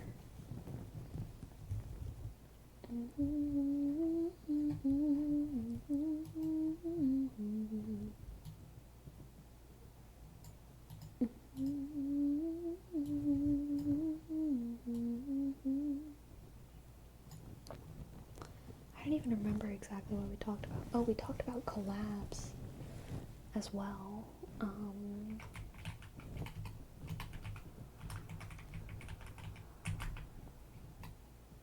Dream Collabs, Cannibalism,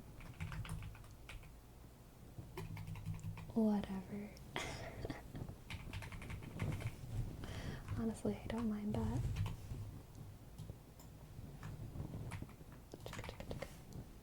Dream Collabs, Cannibalism, whatever.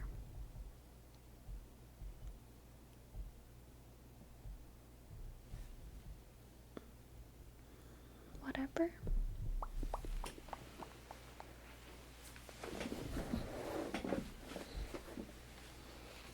Alright. Now, as a reminder, my friends, I am going on a little vacation. I will be back next week, later in the week. I'm not sure if I'll be back on Thursday or Friday or Saturday, but probably one of those days next week. And I'm excited to go on my trip, and I'm excited to come back. Thank you all so much for sharing this night with me, and let's see who we shall read.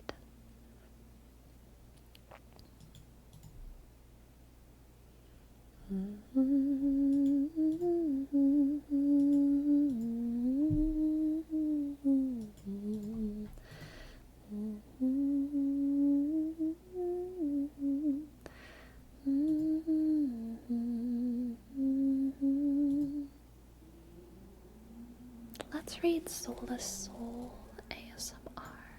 I think it's actually supposed to be Solace, surely. Solace Soul ASMR. But in my head I've always said Soulless Soul.